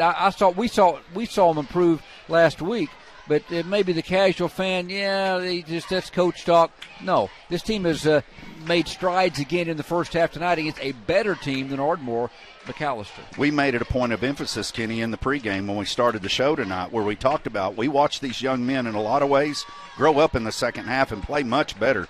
And I'm telling you right now, the improvement from last week to this week against a better football team. Let's face it, McAlester and Ardmore on the field.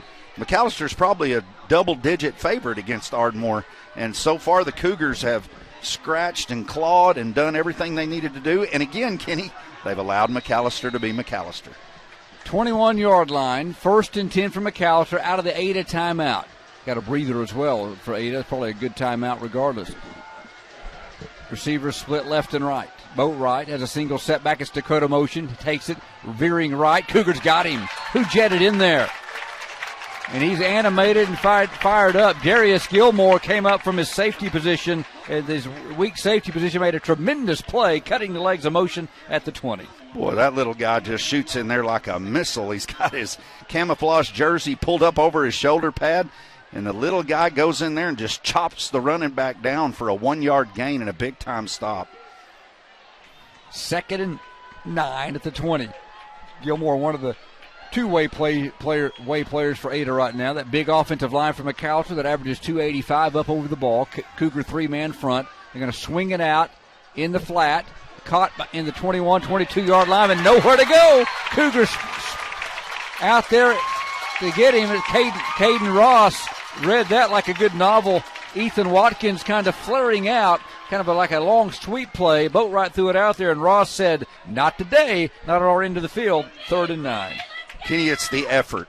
It's swarming to the football. It's watching Caden Ross out there on a flat tire, if you will, with a knee that's been banged up a little bit, just gutting it out. Cougars had 2 or 3 guys there in position, and now a big-time 3rd down play here, and it makes you wonder, does McAlester go for it, or do they try to kick a field goal from this distance? Trips to the left, single receiver to the right. Boatwright hands to McCarty, running right, cuts outside. Boy, he's shifty, 1st down. Oh, they had him. He cut inside. Then on a dime, bounced outside Brent.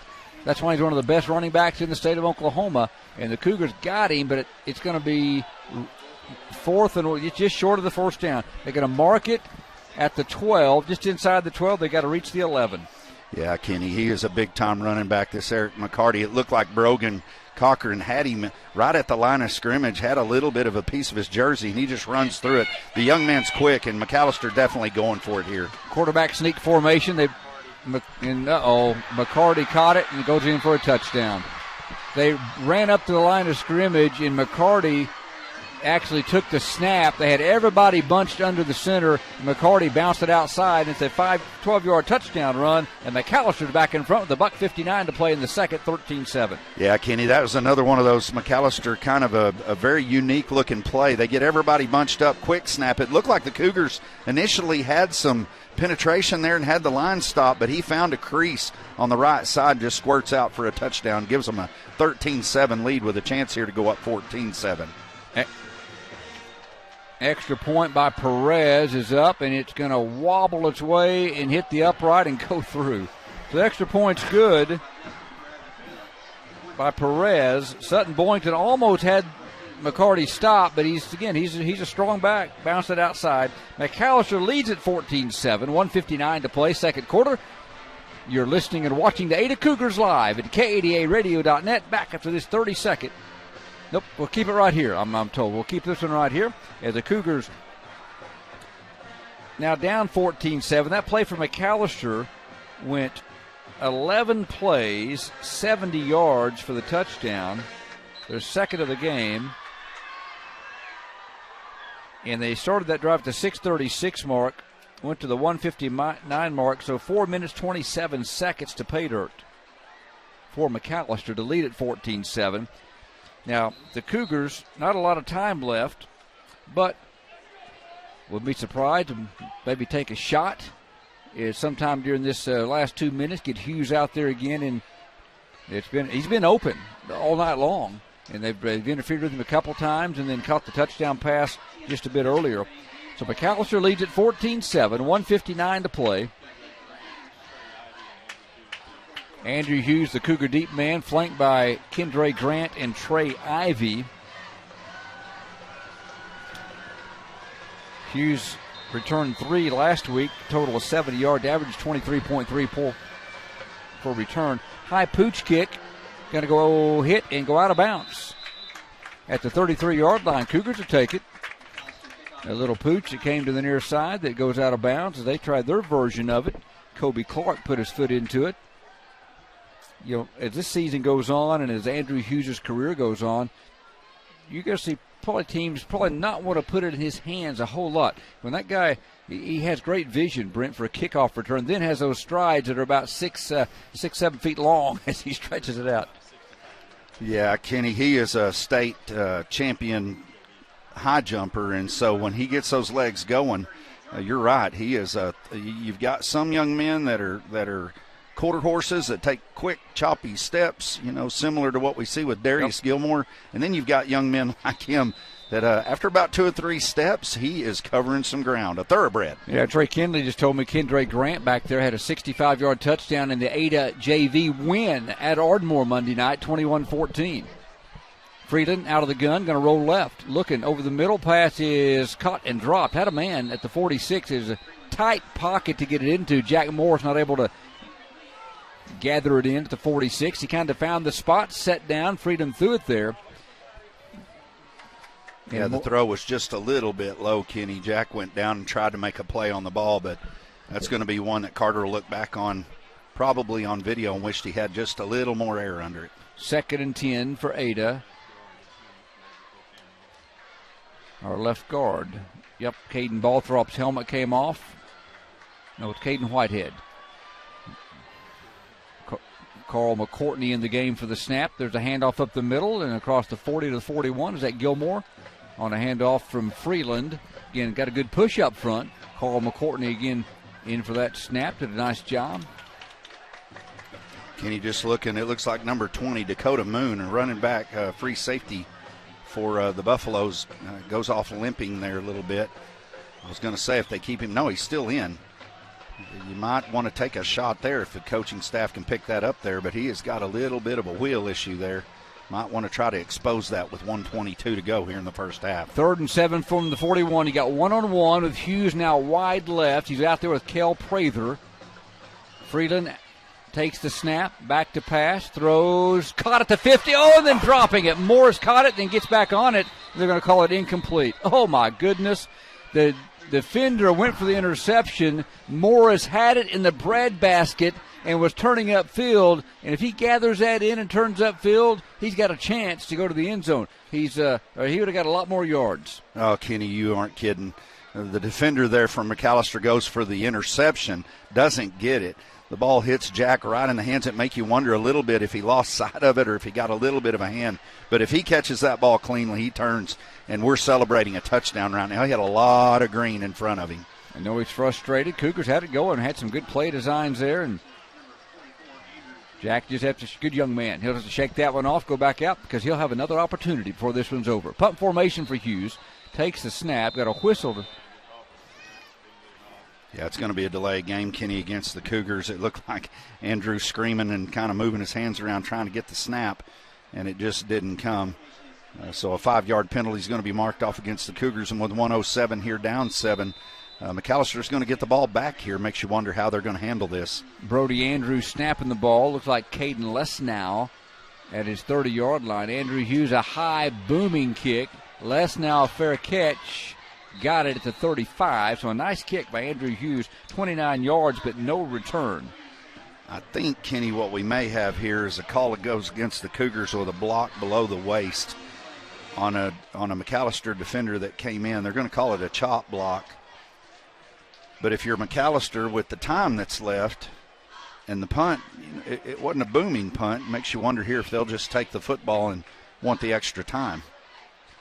1:01 to play. They'll either have a 1st and 10 from their own 35, or they'll mark the penalty off and make Andrew Hughes put a foot into it again. McAlester 14, 8-7. 1:01 to play in quarter number 2 from Coy Easto Stadium. Kenny Morrison, Brent Smith, and Trey Kinley along for the call of Ada Cougar football. On the road the next 2 weeks at Durant for the final non-district tune-up against the Lions next Friday night, 7:30 kickoff, on the air at 7. Live streaming at kadaradio.net. And then the following week, we go to Tecumseh to open district play. I think they're going to make Ada kick it again, Brent.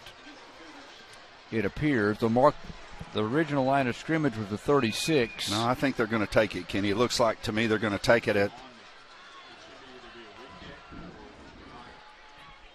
Now the officials are trying to decide where the ball should be spotted. And there for a second, it looked like they were going to spot it at about midfield, but now it's going to move it back inside their 40. No, they're going to add it on to the end of the fair catch.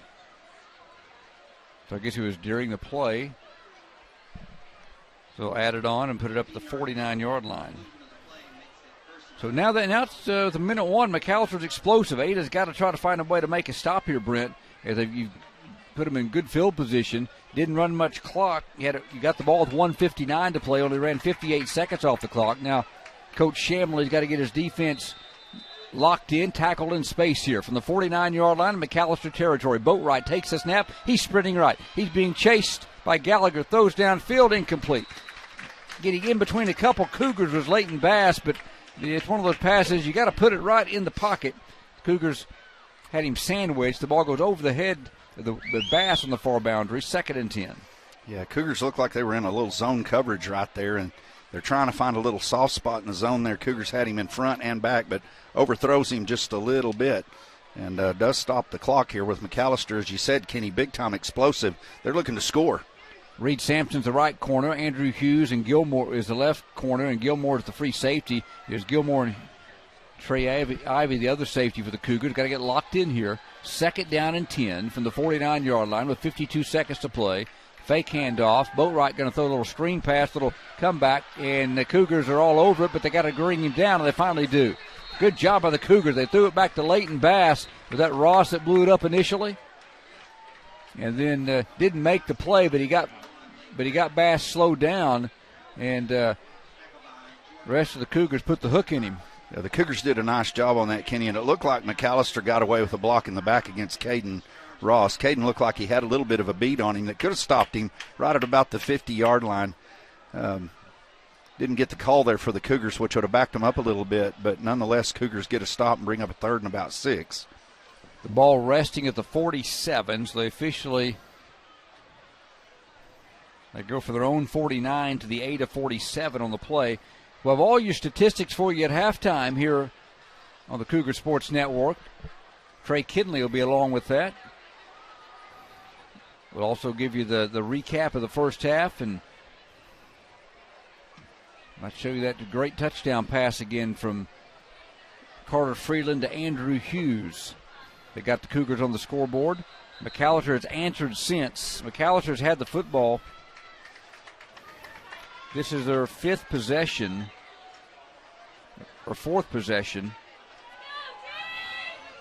They've scored on 2 of them. 3rd down and 6 from the 47. See if the Cougars can make a play. Boy, it'd be nice to have that first turnover of the game here. And before Boatwright can take the snap, the officials stop play. I don't think, Kenny, the officials were set. The sideline judge on the far side was certainly not in position yet. McAlester won't be happy about that, as they were trying to catch the Cougars snoozing a little bit there, but the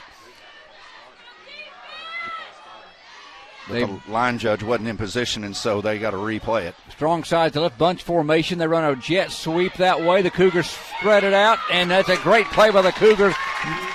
Reed Sampson, Nate Richardson smelled that one out brilliantly on the little jet sweep to Greg Quintana. They had a bunch set to the left, and then and then a receiver out there. So they had all the blocking to the left, and they brought Quintana in motion on the jet sweep, and the Cougars said, nope, not this time. Slobber knocker, Kenny. That was a big-time collision there. Watch it on the replay, folks.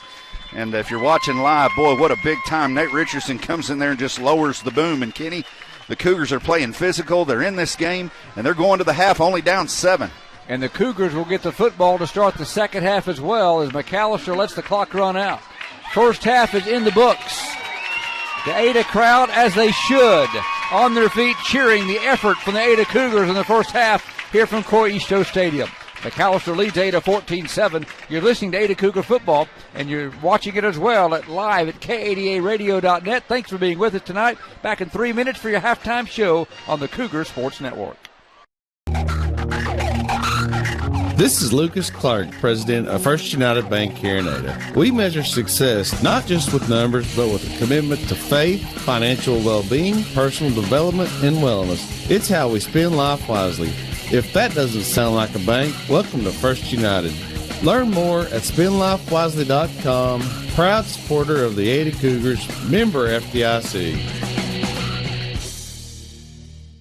Jesse Williamson with Williamson's Furniture, 827 Lonnie Abbott Boulevard in Ada. Looking for quality furniture that will last? We have a great selection of made-in-America quality furniture and mattresses. For over 51 years, my family has been serving Southern Oklahoma from our original store in Pauls Valley. We offer 12 months no interest with approved credit. So if you're looking for a house full of made-in-America furniture, come by Williamson's and let us make your house a home.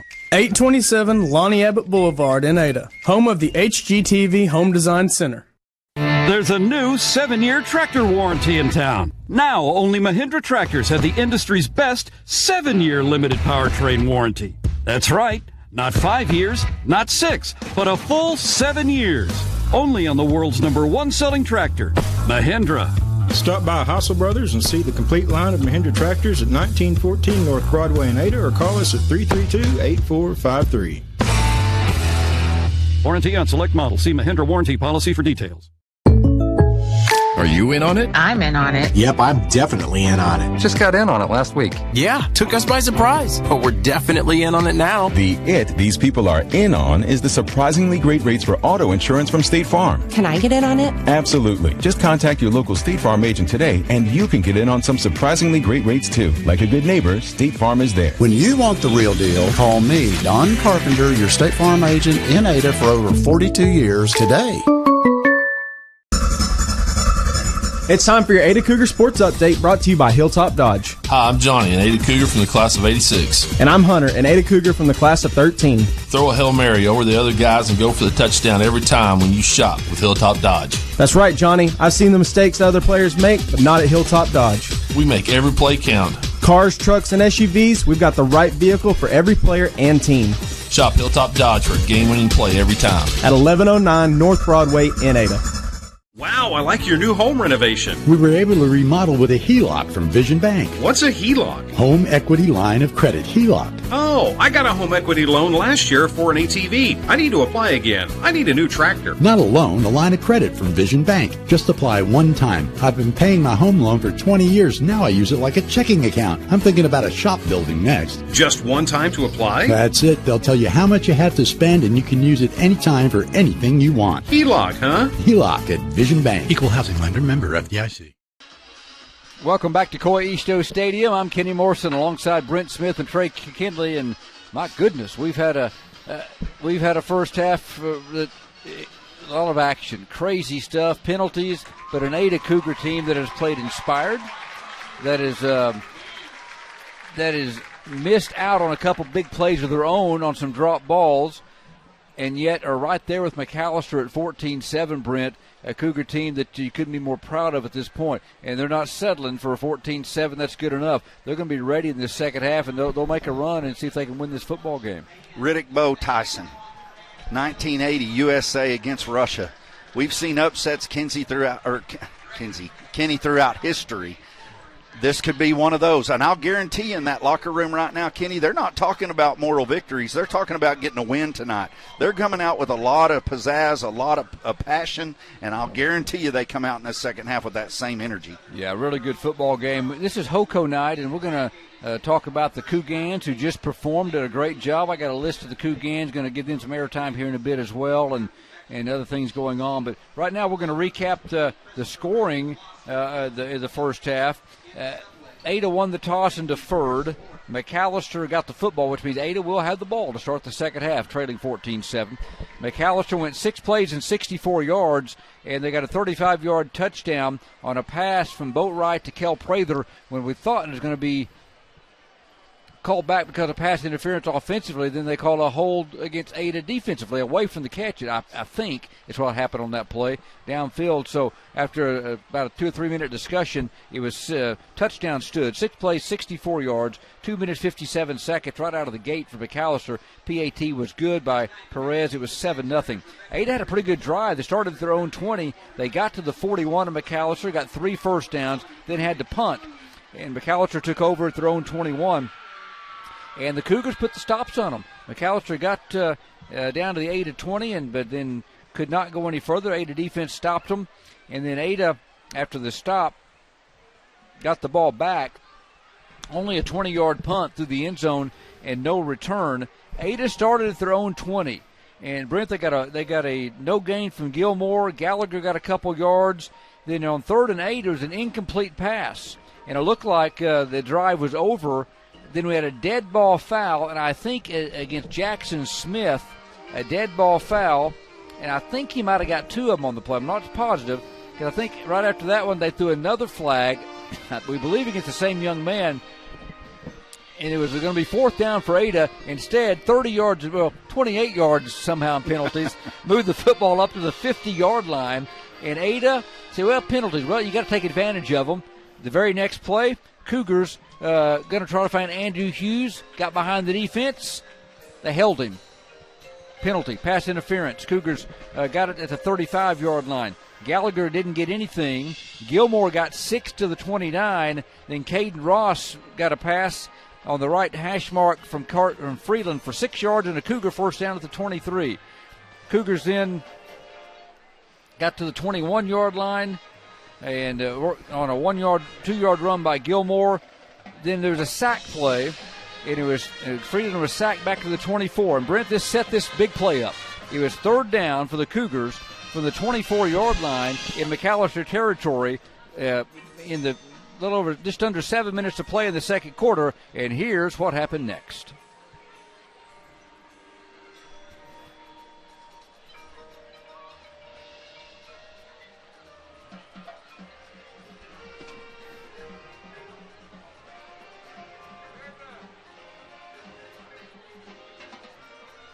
And he did have it long enough, Brent, on the replay. Got 1 foot down. You don't have to go to the ground to maintain possession in high school football.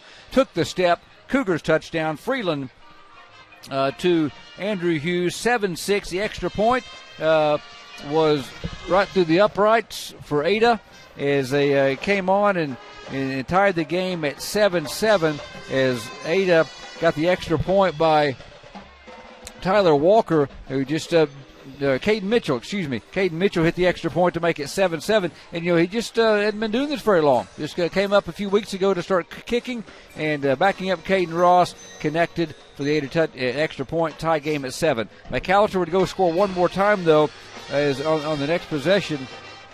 We got one more break before that. On the next possession, McAlester would go 70 yards. They answered 11 plays, 70 yards. Took them 4 minutes, 27 seconds.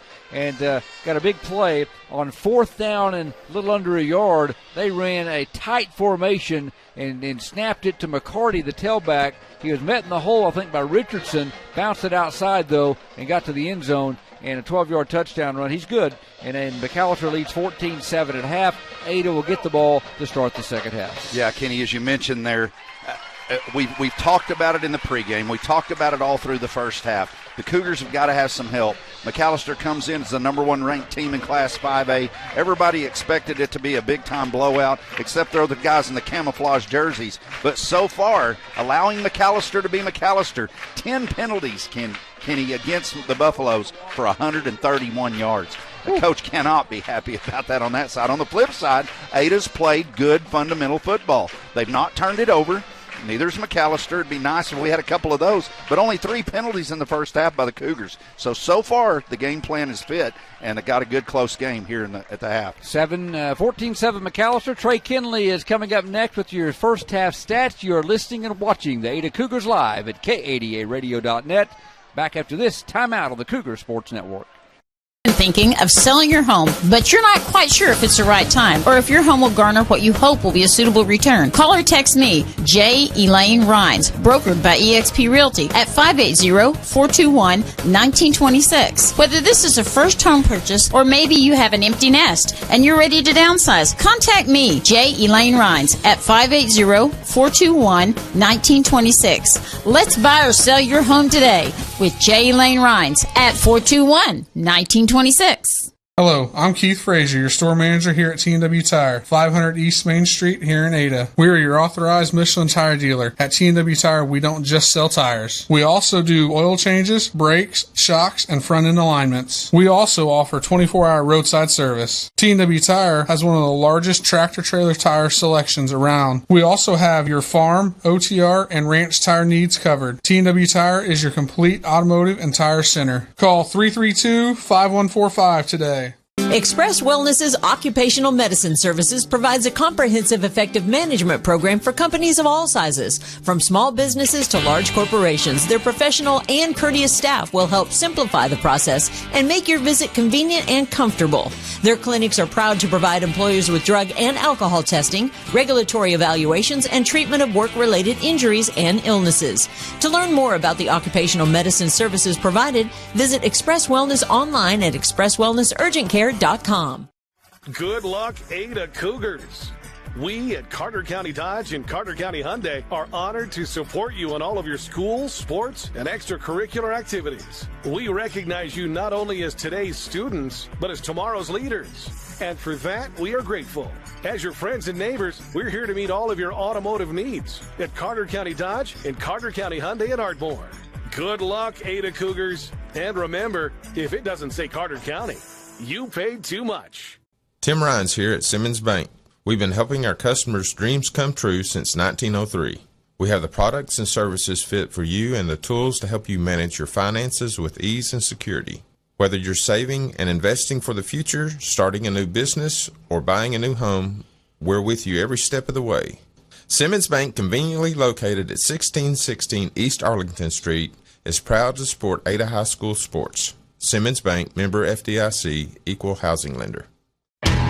The Ultimate Car Wash at 1020 Country Club Road in Ada has 3 ultimate monthly wash packages available depending on your washing needs. That will allow you to wash your vehicle every day of the week for one low price. That's right, every day of the week with staff on hand to pre-wash your vehicle every time. You never have to wash your car by yourself with one of the 3 great wash packages. Ultimate Car Wash, 1020 Country Club Road in Ada. Included in your package is free use of the vacuums. For more information, come to 1020 Country Club Road in Ada today. Hoco night, Coy Easto Stadium, Norrisville down below. Good football game. McAlester Buffaloes 14 to Ada Cougars 7. Trey Kinley has been a busy man with those magic fingers dialing in the stats here in the first half. It's been a wild one, and he's along the way right now with your first half stats. It's very interesting. Ada's only got 58 yards of total offense. But when you add in the 131 yards of McAlester penalties, that turns into a pretty good half. We have 7 first downs, 14 rushes for 23 yards. Carter's 3 of 10 for 35 yards, 1 touchdown, no interceptions. Ada did have 3 penalties for 30 yards themselves. They were 4 of 8 on 3rd down. That's pretty good, and 1 of 1 on 4th down. McAlester had 10 first downs, 18 rushes for 113 yards. 9 of 12 passing for 104 yards, 1 touchdown, no picks. Again, 10 penalties for 131 yards and 1 sack. Individually for Ada, Darius has 10 carries for 23 yards. KK had 3 carries for 5 yards, and Carter had the 1 sack, so minus 5 yards. Carter's 3 of 10 for 35 yards and a touchdown. Andrew has 1 catch for 25 yards and 1 touchdown. Caden Ross has 2 big catches for 10 yards. The yardage doesn't reflect where it happened in the game there. For McAlester, I have them down for 7 different runners. Eric McCarty's 9 carries for 68 yards, a little over 7 a clip. Dakota Motion, 4 for 19. And then Cale Prather, Ethan Watkins, Trent Boatwright, Caden Lesnow, and Greg Quintana all have 1 carry apiece for 12, 12, 4, 0, and 2. Passing, Trent Boatwright's 9 of 12 for 104 for a touchdown. 5 different receivers, led by Killian Barnes, 3 for 46, and Leighton Bass, 3 for 35. You can't put a stat on emotion and keeping their cool. Lots of times when you see that many penalties on one team, you're getting reaction penalties, and most of the time you get the second guy, and they have. It's just been them twice. Yeah. Ada players have done a nice job, Trey, just walking away. Yeah, they have. It appears from here at this point. I mean, the officials and the officials as well, they've walked away, and McAllister's made the mistakes. Ada's been so close on 2 or 3 other pass plays as well. Yes. From Jack Morrison. I would love to have one back that he dropped, and a couple of deep balls to Andrew that they interfered on that might have been a touchdown. Reed dropped one that was. Again, that's his first attempt, first ball he's had thrown to him in varsity sports. They've had some pockets, haven't they? They've had some. So they definitely have the capabilities, and I'm sure we'd like to have them back. Hoco night, they do a great job. 11,962 pounds of food and water they've collected to help meet hunger needs within this community, and also. They've raised $27,868 to complete improvement projects around Ada High School, and that's what Hoco activities are all about. And so, what a great effort by these young men and women and the administration that also spends lots of hours, Trey, with them, helping them raise this money. Yeah, they've done a good job. I know the 3 finalists for the Queen or Princess are walking out on the field. It's Indy Hughes, Charisma Nelson, and Shayla Walford right now walking out. They haven't announced yet who the quote-unquote highest raisers are, so I don't want to spoil that. I guess we got it right here. We got a little inside information, don't we? Yeah, I don't want to. In case there's people in the stands watching, I don't want to ruin it for them. We will not do that. Tell you what, Cougars down 14-7 at half. Brent, we're going to take another media timeout here at halftime. You're listening and watching the Ada Cougars live at KADARadio.net. We're back with more Hoco activities. This is Cougar football right here on the Cougar Sports Network.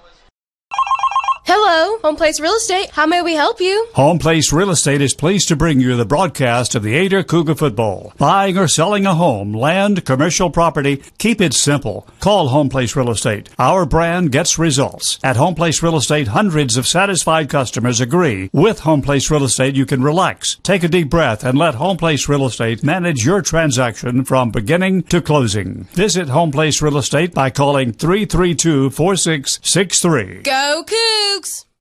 Tribal citizens are Oklahomans, our neighbors. They make a critical difference in community after community, helping schools, building roads, expanding healthcare, benefiting everyone. We are United for Oklahoma, committed to mutual respect, shared strength, and productive partnerships. To join the conversation, visit unitedforoklahoma.com. You know, the only time orange and maroon go good together is when a Cougar fan is on a Kubota. At GP Rents, we're cheering on your favorite team to get that win. You'll be winning, too, if you tackle that big project. And we have a wide range of Kubota rental equipment to give you a hand. From Kubota skid steers to lawn equipment and everything in between, your Kubota rental will be clean and ready to work for you. It's time to work smarter, not harder, with GP Rents. Call GP Rents Ada at 833-I-RENT-GP. And let's get to winning on a Kubota. If the signs and symptoms of foundation damage were right in front of you, would you notice? Do you have doors and windows that stick? Stair-step cracks in your brick or stucco? Cracks in your sheetrock or fireplace? Gaps around your windows and doors? Your home could be suffering from a failing foundation. Call Ramjack of Oklahoma and Arkansas, a 4-generation family-owned business right here in Ada, dedicated to stabilizing your home. Call Ramjack today at 580-436-4900. Se habla español. All successful teams have individuals working toward common goals. One of our goals here at Ada Nissan is to provide customers with the best possible buying experience. One of our other goals is to support programs that provide positive environment for our youth. That's why Ada Nissan is proud to support Cougar Athletics. Ada Nissan realizes that Cougar Athletics promotes sportsmanship, the value of hard work, and helps develop their young athletes to become positive role models. We wish all the Cougar athletes, coaches, and staff a very successful 2021 season. Go Cougs! This is Lucas Clark, president of First United Bank here in Ada. We measure success not just with numbers, but with a commitment to faith, financial well-being, personal development, and wellness. It's how we spend life wisely. If that doesn't sound like a bank, welcome to First United. Learn more at spendlifewisely.com. Proud supporter of the Ada Cougars, member FDIC.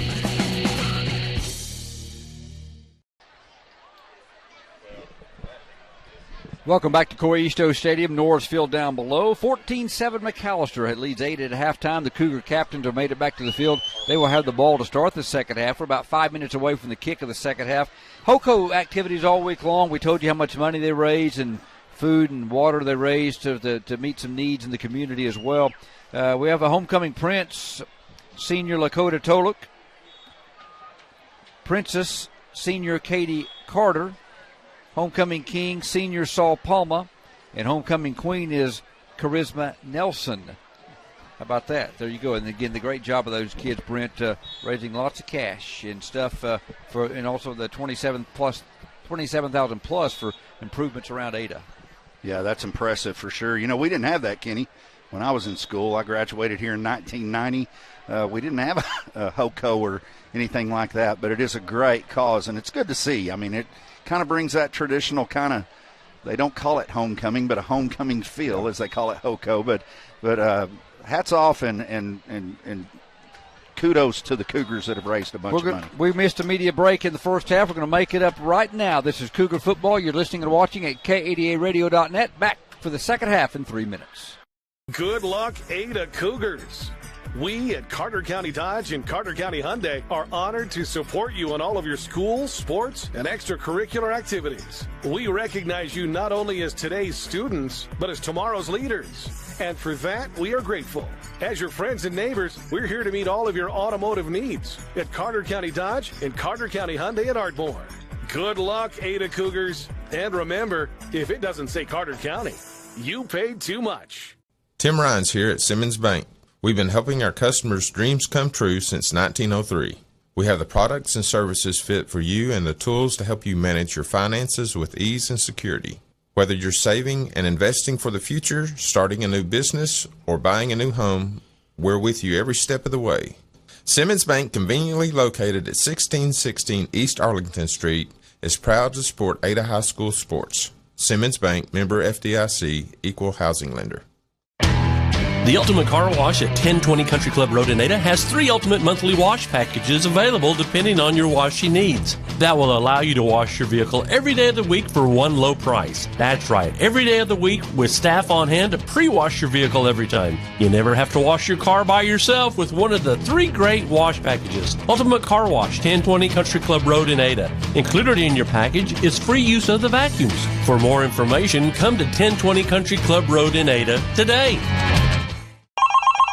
Hello, Home Place Real Estate. How may we help you? Home Place Real Estate is pleased to bring you the broadcast of the Ada Cougar football. Buying or selling a home, land, commercial property, keep it simple. Call Home Place Real Estate. Our brand gets results. At Home Place Real Estate, hundreds of satisfied customers agree. With Home Place Real Estate, you can relax, take a deep breath, and let Home Place Real Estate manage your transaction from beginning to closing. Visit Home Place Real Estate by calling 332-4663. Go Cougs!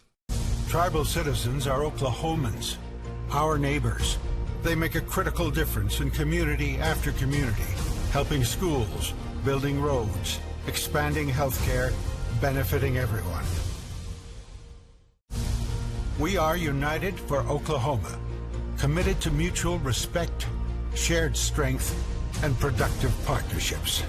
To join the conversation, visit unitedforoklahoma.com. You know, the only time orange and maroon go good together is when a Cougar fan is on a Kubota. At GP Rents, we're cheering on your favorite team to get that win. You'll be winning, too, if you tackle that big project. And we have a wide range of Kubota rental equipment to give you a hand. From Kubota skid steers to lawn equipment and everything in between, your Kubota rental will be clean and ready to work for you. It's time to work smarter, not harder, with GP Rents. Call GP Rents Ada at 833-I-RENT-GP. And let's get to winning on a Kubota. Welcome back, Coy Easto Stadium. Time to put the ball on the tee for the second half. Brent Smith, Cougars down 14-7, will have possession. And they'll drop Andrew Hughes back, along with, looks like Trey Ivy to his left, and Darius Gilmore deep for the Cougars, putting it on the tee at the south end of Coy Easto, and be Kobe Clark. So the Cougars, big possession, down 14-7, get the ball. Keep it out of the offensive hands of McAlester and go put some points on the board. So from the 40, Clark will put a toe into it, approaches it, a high pooch kick, fair catch, 25-yard line, 26-yard line for Ada. See if I can get a number over there on the far side. Young man came up, made a nice play. That's the way to do it. Just go up, gathered it in. Yep, Caden Gallagher. I'm telling you, you just can't read the numbers on those camo uniforms. They kind of come up under the front of the pads, too, and kind of wrinkle up, and it's really tough to see. But Caden Gallagher, one of the short guys. So Ada starts over. 11:58 to play. 2 seconds run off the clock at their own 26-yard line. See if we can get a drive going here. They come out across the front. Dalton Weston snaps it. Then you got Josh Murray, Caden Balthrop on the left side. Murray the tackle, Balthrop the guard. The right side's Caden Whitehead. Jagger Caldwell the right tackle. The signal caller is Freeland. Gilmore's beside him. Man in motion's Caden Ross. He's the sniffer back. He blocks for Gilmore, who jumps up inside, crosses the 30 to the 33. Oh, that's nice blocking. And he was brought to the ground by Malachi Rice. But nice hole up on the left side, and Gilmore got 8. Yeah, very nice play there, Kenny, on first down there. The offensive line actually got a little push, gave him a little crease. It doesn't take much for Gilmore once he gets it turned in there. Quick feet and a nice gain on first down. 7 yards officially, 2nd and 3. Twin receivers left. You got Boynton, a lone man on the right, the near side. Ball on the left hash mark for Freeland. Looks to the sideline and gets a different play call. Play clock down to 5, plenty of time. Freeland hands it off inside. Gilmore dancing his way close to the 35-yard line. And they'll give him the 35, I believe, and just crossed it, and it's going to be a big third down early and 3rd and 1. But the Cougars have got themselves in 3rd and manageable here. You get a yard on 3rd down from the 35. Yeah, this is one of those, Kenny, that everyone in the stadium, including myself, is looking for that little play up the middle. But is this a great opportunity to play fake? Andrews has had some success getting behind the secondary. Carter's had a nice throw. Do you fake this and try to take a shot? Single receivers left and right. Freeland is under center, going to quarterback sneak it, trying to get the push, and it's going to be really close. They've marked it on the far side right at the 36-yard line. It's going to be a matter of which side they set it down on, and they got it. One official comes up, marks it just outside the 36. First down for the Cougars. Yeah, just a little quarterback sneak there, a little Reggie Bush push. And get the first down there, and the Cougars move the chains and the clock at 10:25. They actually mark it up to the 37 for 2 yards on the sneak, and that's pretty good. As Trey Kinley's mentioned, you're outside. You mentioned that up front from McAlester, trying to get the numbers that are in there to start this half. But 65 Shumway, he's a big lad. They average about 285 up on that front line. Twin receivers right, man in motion is Brody Andrews. Freeland fakes it, rolls right, got a man open in the flat, and Andrews dropped it. Again, well designed. Andrews was in motion, came out to the flat, and the Cougars just got to catch the football on those plays. Again, it wasn't going to be a huge play, but had a chance to be a 7-8 yard play on first down. And for 2nd and 10 and 2nd and 2 or 3 is a big difference. Yeah, Kenny, Ada's had 2 or 3 drops in the game. You think back on that one earlier in the first half where if I believe it was Jack Morris had one hit him there in the gut. He turns. He's got all the real estate in front of him. And like you said, not a big play, but 7 or 8 yards is big on first down. Ross, the fullback. Gilmore takes it behind the block of Ross, but not a lot that time. Tried to turn it back inside, and he was hit, looks like in the backfield, and then lunged forward. About a half yard. Garrett Shumway made the tackle, and he's at 5'11", 275. Junior, playing that right defensive end position. So we'll give him credit for a yard to the 38. 3rd and 9, big play, 9:22 to play, third quarter. McAlester leads Ada 14-7. You got Jack Morris in the slot left. Andrew out wide left. Comes in motion across the formation. In the slot right, they're going to look for him one-on-one against the safety. Nope, they throw instead. Short, caught, 45. Ross, 50, 46-yard line. Oh, all attention on Andrew Hughes. Caden Ross says, better look at me, folks. To the 46-yard line of McAlester territory. Beautifully designed play. 16 yards and a Cougar first down. Caden Ross, one of the leaders on the team. We mentioned it before, goes down on the first defensive play of the game last week. Hurts his knee, got a brace on, kind of got a little bit of a limp that you can see there, Kenny, but he's grinding it out in a big-time conversion for the Cougars. The Cougars haven't had a lot of success on the ground, but they've had success in the air tonight, Kenny. I love the play design. You got a little. They got to respect Gilmore coming up the middle, but then you bring Hughes across the formation, all eyes on Andrew, then you slip Caden right off his hip out to the flat. Freeland goes back to pass, and Ada used a timeout before the play. We'll take 1-2, 8:58 to play, quarter number 3. Cougars on the move, opening possession, second half, 14-7 McAlester. You're listening and watching the Ada Cougars live at KADARadio.net. We're back in 30 seconds. Are you in on it? I'm in on it. Yep, I'm definitely in on it. Just got in on it last week. Yeah, took us by surprise, but we're definitely in on it now. These people are in on is the surprisingly great rates for auto insurance from State Farm. Can I get in on it? Absolutely. Just contact your local State Farm agent today, and you can get in on some surprisingly great rates too. Like a good neighbor, State Farm is there. When you want the real deal, call me, Don Carpenter, your State Farm agent in Ada for over 42 years today.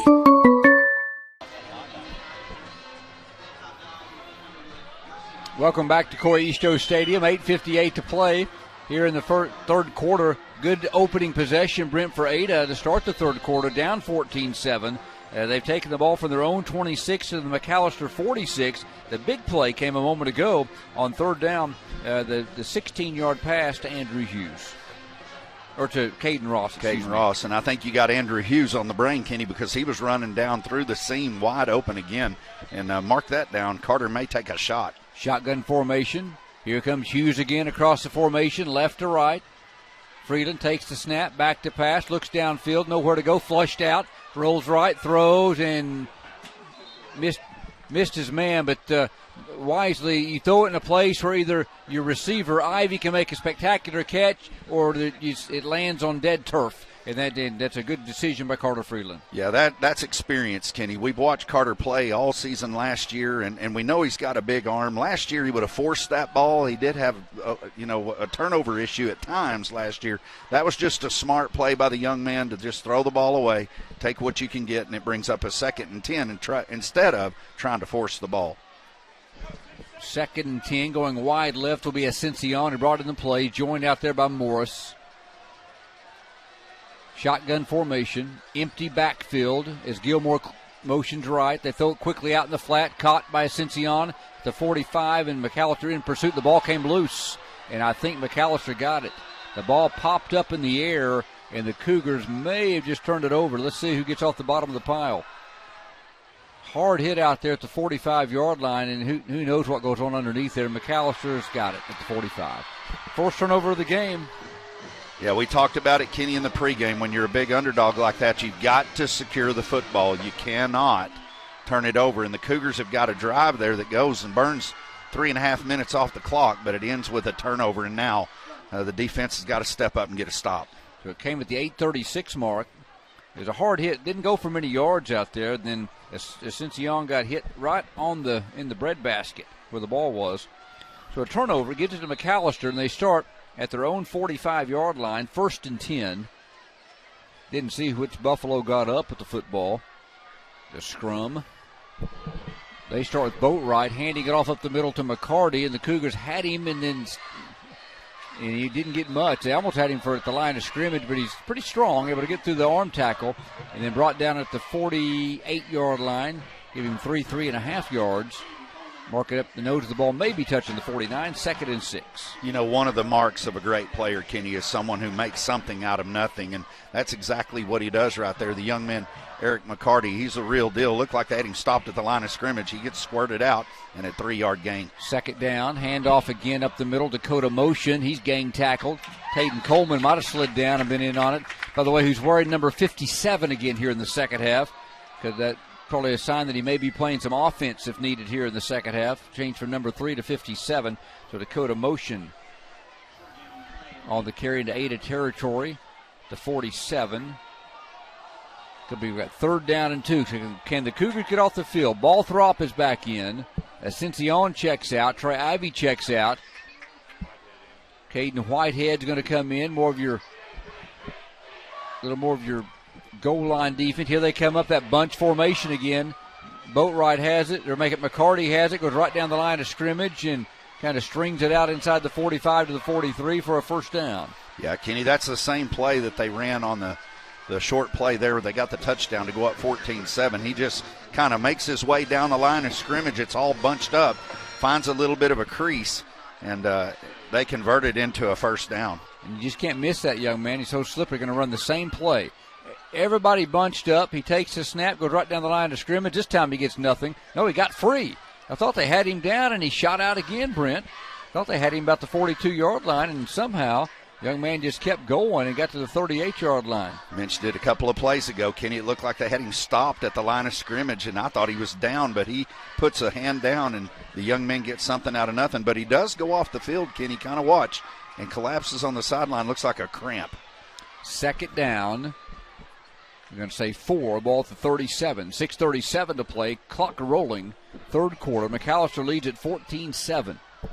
Can they bring the big guys up front? If you join the slate, McAlester front line, offensive line averages 285 across that front. Boatwright in the shotgun, man in motion, hands it off. That's Watkins weaving to the Cougar secondary at about the 31-yard line. Trey Ivy over to the host of Cougars. The 31 going to be a 1st down by Watkins on the carry.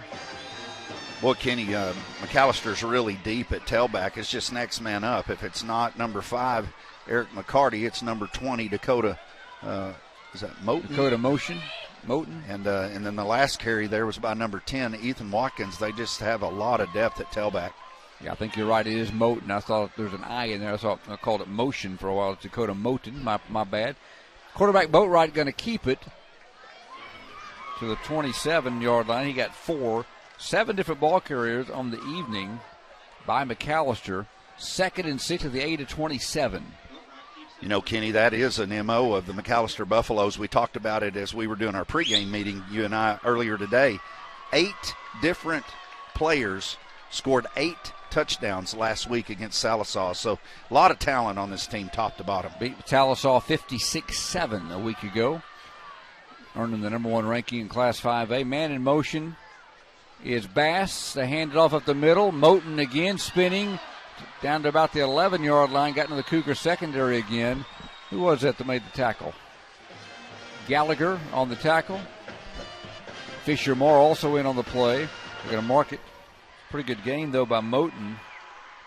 From the 27 down to the 12, he got 15. McAlester on the move again, leading 14-7. Cougar could use a turnover. They turned it over and gave McAlester pretty good position here for this drive. They throw it out in the flat to Bass. He shakes and bakes Gilmore. May have a holdout here, though, as Bass gets down to the 5-yard line. But Laundry is at the 12 as Gilmore is in position to make the play. I think we got a holding call coming against the McAlester Buffaloes. Yeah, this is going to be a spot foul too, Kenny, I believe, and so this is really going to back McAlester up. It's a nice break for the Cougars, because what we're seeing now is the offensive line for the McAlester Buffaloes are kind of exerting their will over the smaller framed defensive line of the Cougars. Cougars had success out quicking them, but right now what they're doing, it seems, is they're just trying to line up and run it right at us. They'll move the ball back to the 23. They have to reach the 2 for a first down. It'll be first down and 21. Logan Prince just came out of the game. The Cougars really trying to rotate fresh bodies in there, and it's one thing that Coach Osteen really wants to do, and he did last week, doing it again. Watkins beside Boatwright. 4 guys out in the pattern. They hand it off to Watkins, and he stood up at about the 22-yard line, darted back up inside, and Cougars able to get to him. Boy, Fisher Moore again just had great penetration there. Thad Cathy, the junior, number 51, in the backfield, looked like he had a chance at his ankles, and instead of stopping him at the line of scrimmage, he squirts out for about a 4 or 5 yard gain there. Got from the 23 to the 21. It was Cathy that slowed him down, then Fisher Moore finished him. 21-yard line, second down and 18. Again from the shotgun, trips to the left, handed off to Watkins running right. Got to get him before he gets to the corner, and they got him. Good job at the 17-yard line. He got 4, and may have a face mask though on the tackle, far boundary. McCarty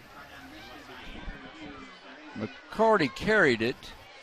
Yeah, Kenny, this is going to be an interesting call because there was a hold in the backfield there. Jagger Caldwell got loose. The sophomore defensive player there for Ada was in there. It looked like he had a shot.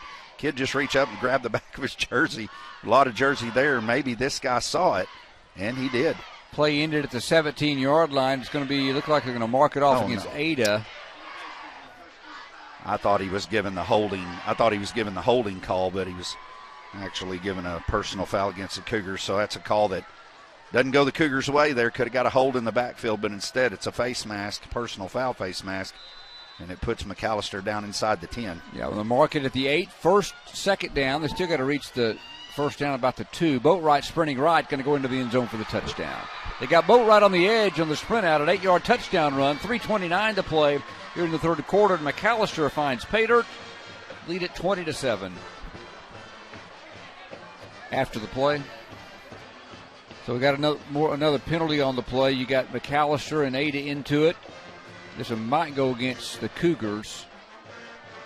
Caden Balthrop, and he's getting an earful from head coach Brad Osteen. We talked about it, Kenny. Let McAlester be McAlester, and they kind of got tangled up there. And sometimes it's the guy that retaliates that gets the penalty. That was probably the case there, but you got to keep your composure. And the Cougars have done a nice job so far in doing that, but they're probably going to take that on the kickoff. 3:29 to play in the third. It's now 20-7 McAlester. Justin Perez will attempt the extra point. North end of Coy Easto Stadium in Norris Field. So McAlester just took it at their own 45 after the Ada fumble. They go 55 yards. A couple of penalties. I got them doing that in 9 plays. Perez trying to make it 21-7. Snap is back, and we got a penalty. I think we got illegal procedure against McAlester.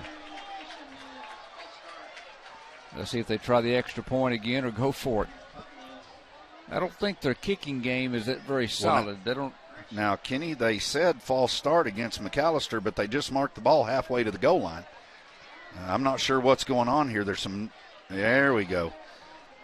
Goodness. Yeah, we'll move it back. Goodness.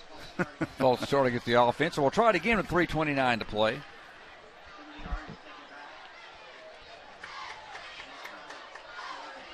Took McAlester on that drive just under 5 minutes. Cougars did such a great job in the first half, Kenny, with penalties, only 3 in the whole first half, no turnovers in the first half. This drive alone, they've almost matched their penalty total in the first half and then had a turnover, so got to clean it up. 25-yard extra point. Now the ball will be placed at the 15-yard line. Snap is back in good order. Place is down. The kick is up, and it's good. McAlester leads Ada 21-7, 3:29 to play in quarter number 3. This is Ada Cougar football. You're listening and watching the Ada Cougars live at K80aradio.net. We're back after this timeout. It's time for your Ada Cougar Sports Update, brought to you by Hilltop Dodge. Hi, I'm Johnny, an Ada Cougar from the class of 86. And I'm Hunter, an Ada Cougar from the class of 13. Throw a Hail Mary over the other guys and go for the touchdown every time when you shop with Hilltop Dodge. That's right, Johnny. I've seen the mistakes other players make, but not at Hilltop Dodge. We make every play count. Cars, trucks, and SUVs, we've got the right vehicle for every player and team. Shop Hilltop Dodge for a game-winning play every time. At 1109 North Broadway in Ada. Okay, Kenny. Welcome back to Norrisfield. Kenny Morrison, Brent Smith, and Trey Kinley. Ada now down 2 touchdowns, 21-7.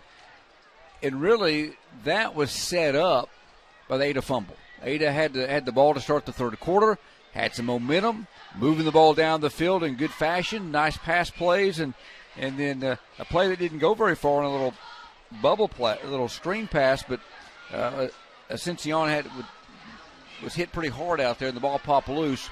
McAllister's good offensively. The field was shortened, and they went down the field after that and went, 9 plays, 55 yards, officially 5 minutes and 7 seconds to lead at 21-7, 3:29 to play in quarter number 3.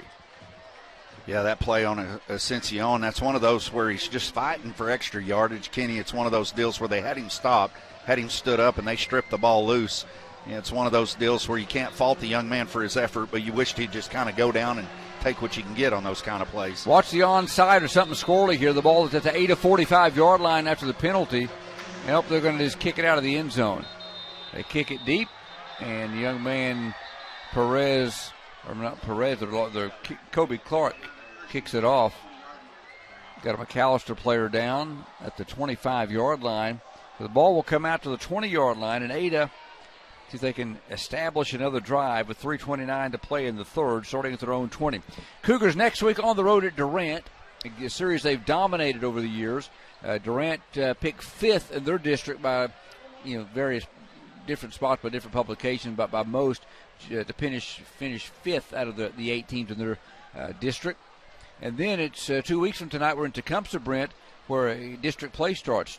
We go to Tecumseh. We saw a little bit of Tecumseh 3 or 4 weeks ago at a scrimmage, and they're picked lower in our district, but they're a pretty talented football team. They've got 2 or 3 young men on the Tecumseh team that are worth watching. They've got a lot of athleticism, and during the scrimmage up at Newcastle, they showed it off. Well, they've got a lot of athleticism, a lot of speed. Tecumseh is one of those teams that's dangerous, Kenny, when you take a look at them and watch them after that Newcastle scrimmage. Yep. This is HOCO night. We talked about the money that's been raised and so forth. These kids doing a great job here, but other things going on at a football game. You got the band, you got the cheer, the Cougan. Here are your 2021-22 Ada High School Cougans. Brent, you got Caroline Bagwell, a senior, Paisley Mitchell, a senior, Ella Thompson, a senior, Emily Kemp, junior, Presley Young,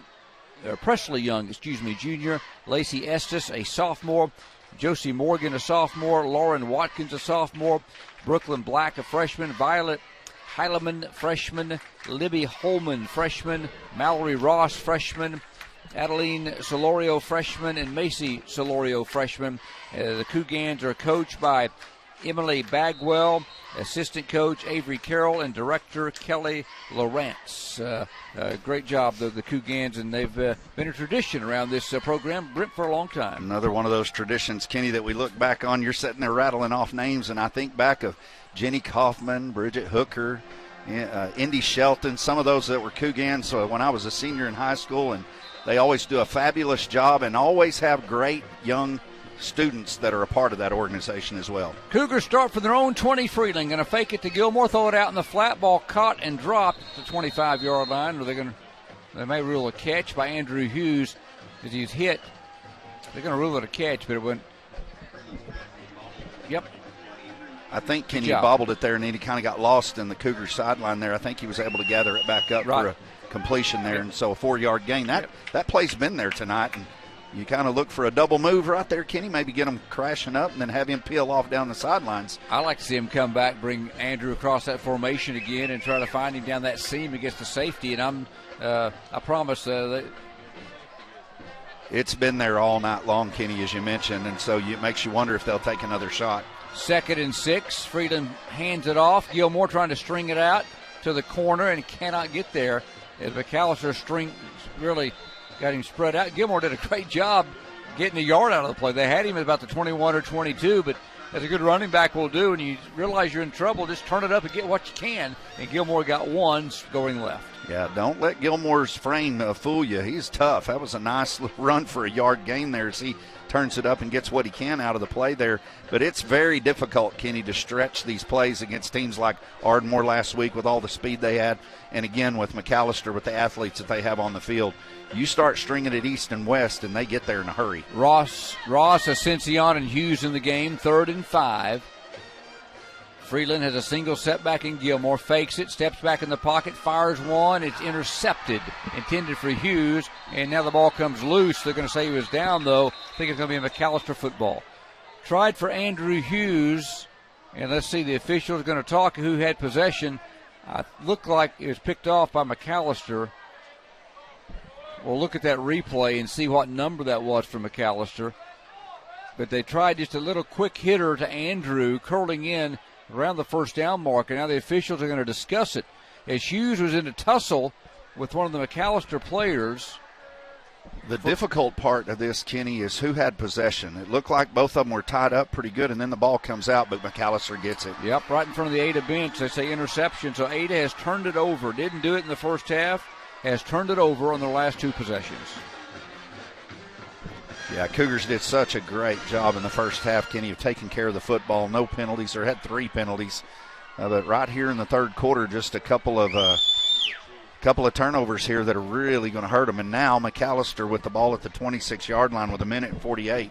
A game that's been very, very well contested and very close, could get out of hand in a hurry. Caden Lesnow, the interception, took it away from Andrew Hughes. The ball at the 26-yard line in Ada territory. They throw a little flat pass out to McCarty, and the Cougars have it really spread out. Brogan Cochran, it looked like, was out there from a defensive end position, really getting to the edge there and getting McCarty out of bounds. That's a nice play by Brogan. Cougars have done a nice job in stretching these plays out. They may be undersized, Kenny, but they're fast. They've got a lot of quickness, and so McAlester really, in a lot of ways, does Ada some favors when they do those east and west plays.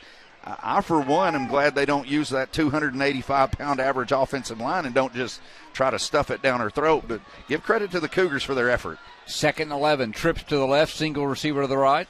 Here's Dakota Moten running right. Hit ball's loose. Did the Cougars get it? Yes, sir. I think they got it. They hit him in the breadbasket. Ball popped up high. Let's see who made the hit and the recovery. It's loose. Cougars think they got it. It's a scrum. Ada is getting up with the football at the Tayden Coleman gets on it, and the Cougars get it back. That's a big play. That was a hard hit by the Cougars there. We'll try to get the number on that again, but that was a great hit by the Cougars to get that ball loose from Moten, and they take over at their own 24. Boy, Kenny, you aren't kidding. You want to talk about physical play. We've had 2 or 3 hits that the Cougars have laid it on them, and he loosened his laces on that deal. And somebody needs to look for the teeth on the turf. Man, that was a big-time hit, and the Cougars get a turnover that they desperately needed. Caden Ross made the hit I mean, he put his helmet in there, as you would say, as you loosen the laces, as Brent says, and then Taden Coleman jumped on the pigskin at the 24-yard line. Boy, how big is the heart of Caden Ross? See, I mean, we know he's not 100%. You know, he's got a little bit of a limp tonight. He's just a game-time decision player there, Kenny, making a big impact. And he's a leader on this team, and he's showing it even and maybe at 70%. 24-yard line, Ada gets it back. Shotgun formation. They empty the backfield. Freeland throws it out to Gilmore in space, 25-yard line, and trying to get a block. Not able to sustain the block out here. Gilmore caught it. Hughes was out there trying to lead the way, but he got a couple to the 26-yard line. Again, Kenny, one of those plays that just pops up, throws it out in the flat. But, boy, the pursuit of the McAlester team, they've got a lot of athletes there. And anything east and west right now, unless you can pop something loose, has just been very, very much of a struggle. 2nd down and 8 from the 26-yard line. Hughes in the game along with Ascension. Ascension is on the near boundary. Ball on the right hash. Hughes flanked wide left. Morris in the slot left. Freeland takes a snap. Misdirection play to Caden. Got a big hole. 25. 28-yard. What an open field tackle. I mean, they sprinted right, handed it back, going back left, and he had some space, but that big-time player Chase Faber made up for what lost ground. Looked like a big play for the Cougars. Boy, it's a great design play. Can you get everybody going to the right and then misdirection back to the left? And if it weren't for this player, number 3, Chase Faber, who is already, even as a junior, I believe it is, Kenny, getting Division I offers, getting Division I looks. My goodness, what an open field tackle that was. Because if he doesn't make that tackle, Kenny, there's a lot of real estate in front of him on that play. Very well designed, just very well defended. It was, and it looked like Faber kind of shot out of nowhere from behind to get him. Third quarter comes to an end. Buffaloes get a touchdown in the quarter. Cougars have possession. We go to quarter number 4. McAlester leads Ada 21-7. You're listening and watching the Ada Cougars live at KADARadio.net. The fourth quarter, 1 minute away. Right. Jesse Williamson with Williamson's Furniture, 827 Lonnie Abbott Boulevard in Ada. Looking for quality furniture that will last? We have a great selection of made in America quality furniture and mattresses. For over 51 years, my family has been serving Southern Oklahoma from our original store in Pauls Valley. We offer 12 months no interest with approved credit. So if you're looking for a house full of made in America furniture, come by Williamson's and let us make your house a home. 827 Lonnie Abbott Boulevard in Ada, home of the HGTV Home Design Center. There's a new 7-year tractor warranty in town. Now, only Mahindra tractors have the industry's best 7-year limited powertrain warranty. That's right, not 5 years, not 6, but a full 7 years. Only on the world's #1 selling tractor, Mahindra. Stop by Hassel Brothers and see the complete line of Mahindra tractors at 1914 North Broadway in Ada, or call us at 332-8453. Warranty on select models. See Mahindra warranty policy for details. 12 minutes of football left from Coy Easto Stadium. Ada trailing McAlester 21-7. Cougars start the fourth quarter 3rd and 6. Their own 28. The ball moves to the south end of Coy Easto Stadium. McAlester had one big drive in that quarter. Each team turned it over. Cougars turned it over twice in the third quarter, but then got it back. All right, here we go. Shotgun to Freeland. Hands it off and nowhere to go. Guess who? On the read option, and Faber is in there again. Chase Faber all over Gilmore. There's a read option play, and probably one of those that maybe you take out of his belly there and throw the football, but that comes in time. No gain. You know, Kenny, Coach Osteen talked about it during the coaches show, where watching it on tape last week, there were several plays that we just misread plays. And that may be one that they look back on video with Caden Ross running wide open down the field, that if he pulls it out, could have been a big play. But nonetheless, it ends up being 4th down for the Cougars. End-over-end kick, a pretty good one by Hughes. Goes from his own 28, goes down the left sideline, goes out of bounds at the 33-yard line. 39 yards and no return. Andrew kicked it well last week. As the Cougars punt it to McAlester, they'll take over the third possession here in the second half. Touchdown on one possession and fumbled it on their last. They start at their own 33, 1st and 10. Reed Sampson in at the left corner. You got Brogan Cochran, the left defensive end.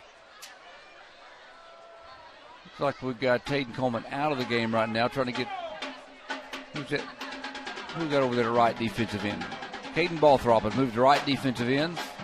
Whitehead, I believe it's the nose guard. George Maddox going to run blitz up the middle, chasing in the backfield. They got it to Watkins, and he chased down. Balthrop got him at the 37. Sutton Boynton also in there. Good job.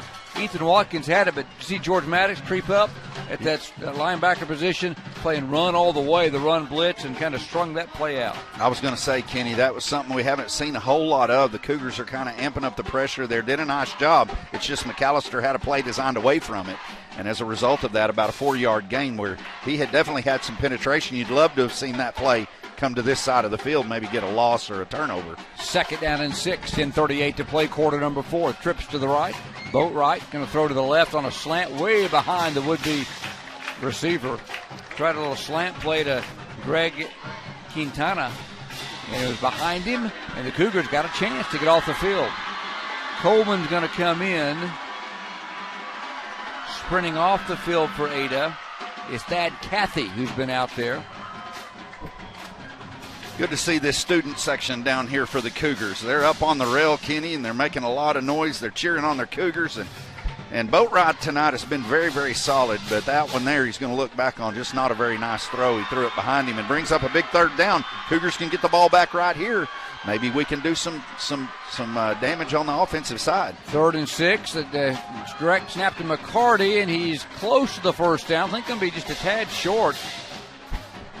It looked like a direct snap. I don't know if Boatwright actually touched it before McCarty got it or not. Yeah, they were standing right next to each other. I'm not sure if it was a bad snap or if it was a design play there, Kenny, but it did end up in Eric McCarty's hands. And again, I mean, here's another time where it looks like a busted play, and they end up gaining about 5 or 6 yards and brings up a big 4th down. You got to think they're going for it. Yeah, probably. That same little play that they've scored on and run on 4th down where they direct snap it and run down. Nope, different formation. Need about a half yard. They're having all kinds of trouble getting personnel on the field. And finally use a timeout. I wouldn't doubt after this timeout that they come out and go for it. They got 4th and a half yard, 9:46 to play, quarter number 4. McAlester leads 21-7. You joined us late. First half had a little bit of everything, including a Carter Freeland to Andrew Hughes touchdown pass that tied the game at 7. McAlester comes in as the 2-0, ranked number 1 in Class 5A. Powerhouse this year, big, and the Cougars have really battled them all night long. Yeah, Kenny, you're right. And, you know, we knew coming into this game and watching video and seeing McAlester, you know, this is a team that last year's playing in the semifinal against Bishop McGuinness and just loses a heartbreak to go on and play Carl Albert. 19 seconds to go. They've got a lead. And McGuinness scores late, scores a touchdown, goes for 2, and beats them 28-21 in a heartbreak. So this is a very good football team with a lot of kids returning off that team. And, again, we mentioned it, Carl Albert has owned Class 5A for the last 5 years. But right now, coaches, AP, they all say this is the best team in Class 5A. Ada nose for nose with them. They're going to go for it now. 4th down, a half a yard. The pigskin rest halfway between the 42 and 43. McAlester needs to reach the 43. That bunch formation powering up there. Nope, they're going to do shotgun.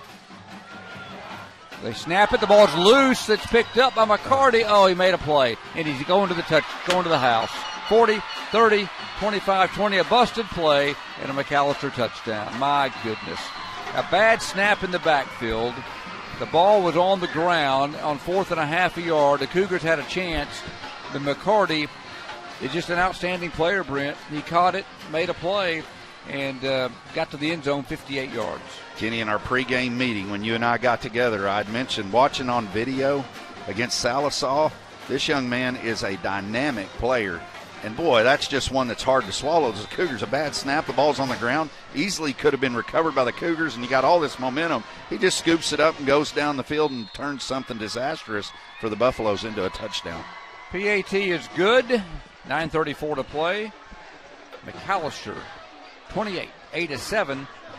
We're back in 30 seconds. You're listening and watching the Ada Cougars live at KADARadio.net. Back after this timeout.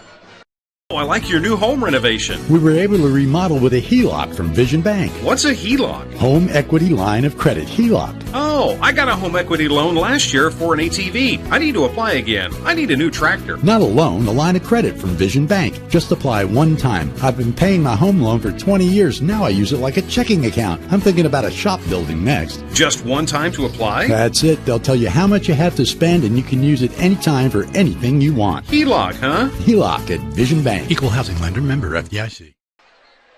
Back to Coy East-O Stadium, fourth quarter. McAlester goes 67 yards in 4 plays. They did the last 58 on an Eric McCarty 58-yard run on a direct snap that was fumbled on 4th and a half yard. But one of the best running backs, according to a lot of publications, top 2 or 3 running backs in the state by design, play just not by design, but after the drop snap ad-libbed, it just made a great run and showed his speed. Yeah, high school football, Kenny, is a sport. There's a reason why these stands are full and the fans come out on Friday night across Oklahoma, and that's one of the reasons. I mean, it's just one of those that they line up for a punt, and you think, well, they're probably going to go for it. Then they go for it. It's a busted play. He scoops it up and makes something out of nothing. From the 40-yard line to high pooch, Cougars better get there. It's going to go out of bounds, thank goodness. They got it right into no man's land at the 35-yard line. You got right in between the first and second line of the Cougars, but fortunately went out of bounds. There's a flag on the play, Kenny. It was Cayman in late. I'm not sure if this is going to be against us or the illegal kick. Yeah, okay. I saw it come in so late. I thought it might have been a dead ball foul, but. So with 9:34 to play, the ball will be marked upfield just a bit, and the Cougars will take over. Automatically, Trey Kinley says should. 38-yard line. So with 9:34 to play, Ada will have 1st and 10 at their own 38-yard line. Be really good to see a sustained Cougar drive and maybe find the end zone here in the 4th. They have 2 turnovers. It's kind of bit them here in the second half. That's an odd ball placement, Kenny. If it should have been at the 35, kicked out of bounds, I'm not sure if it's a spot foul or how they determine that. Shotgun. Gilmore gets the handoff from Freeland. He'll crack the 40-yard line. Up front, Murray, Balthrop, Weston, Whitehead, and Jagger Caldwell trying to pave the way. Garrett Shumway, he's been pretty good up there for McAlester, big guy. 5'11", 275 defensive end, crashed down a bit on made the tackle. McAllister's done a better job in the second half, Kenny, and not having those just really head-scratcher mistakes that they have in the second half. They've only had 1 penalty so far, where they had 10 in the first half. But, again, you're starting to see a little bit more chippiness after the play. With them having a lead like they have, you may start seeing the yellow hanky start coming out a little more often. 3 seconds to get the snap off. Cougars do. Freeland fakes the handoff, throws deep downfield, got a man wide open, got to go for a touchdown. 20, 15, 10, 5. Touchdown, Cougars. Andrew Hughes behind the defense. Capture the replay there. Carter Freeland to Hughes. Big time. 60 yards later, the Cougars are in the end zone, and I'm telling you, that young man Freeland just put it on the money. Kenny, it's been there all night long. Ada has missed on it on about 3 or 4 opportunities. We talked about it earlier. It wasn't down the middle of the seam. It was down the sidelines. But once again, it's been there all night long. And it's a big-time touchdown and answer for the Cougars. 28-13 from Freeland to Hughes. Cougars attempt the extra point, places down, and boy, that's good concentration by Caden Mitchell. That snap was low, and Mitchell able to get it through, and the Cougars have struck with 8:33 to play in a hurry. Buffaloes 28, Cougars 14. You're listening and watching the Ada Cougars live at KADARadio.net. We're back in 30 seconds.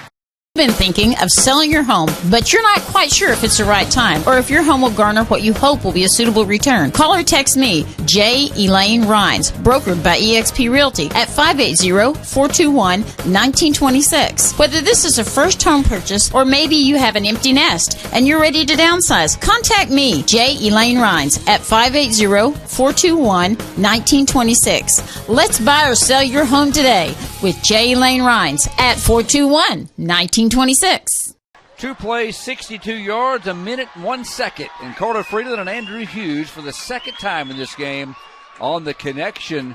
And, well, that was a thing of beauty as Freeland found Hughes streaking. And that time, there was no question. You know, earlier in the game, going the same way, a couple of just barely overthrows. Well, guess what? The wind is down here late in the evening. And Hughes put that one right on the money and is 28-14 on the strike from Freeland to Hughes. Cougars right back in it with 8:33 to play, trying to find a way now to stop the McAlester Buffaloes. Cougars will kick off. Again, it'll probably be a deep pooch. Caden Mitchell will do it from the 40-yard line.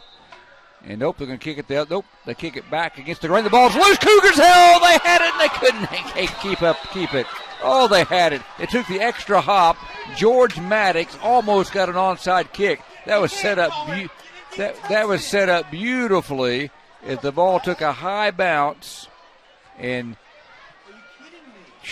Kenny, I'm telling you though, that was so close. It looked like there were 3 camouflage jerseys right there. I mean, it just looked like it was just a perfect onside kick. The McAlester guy goes down to his knees. It jumps right up over the top of his head. Oh, the Cougars are going to look back on that one and just inches away from a big-time play there. And Trey Kinley's right on the flag down there. My question is, Trey, it went out, and you all can't hear Trey, but it went out of bounds. They threw the flag because it went out of bounds. But it was, it batted?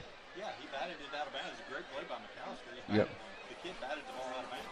Yep, McAlester player batted the ball out of bounds, and boy, how close was that to the Cougars having that, Brent? Wow. Oh, it was big time close, and like you said, Trey's right on that, looking at it. If the ball's batted out of bounds, it's not a penalty.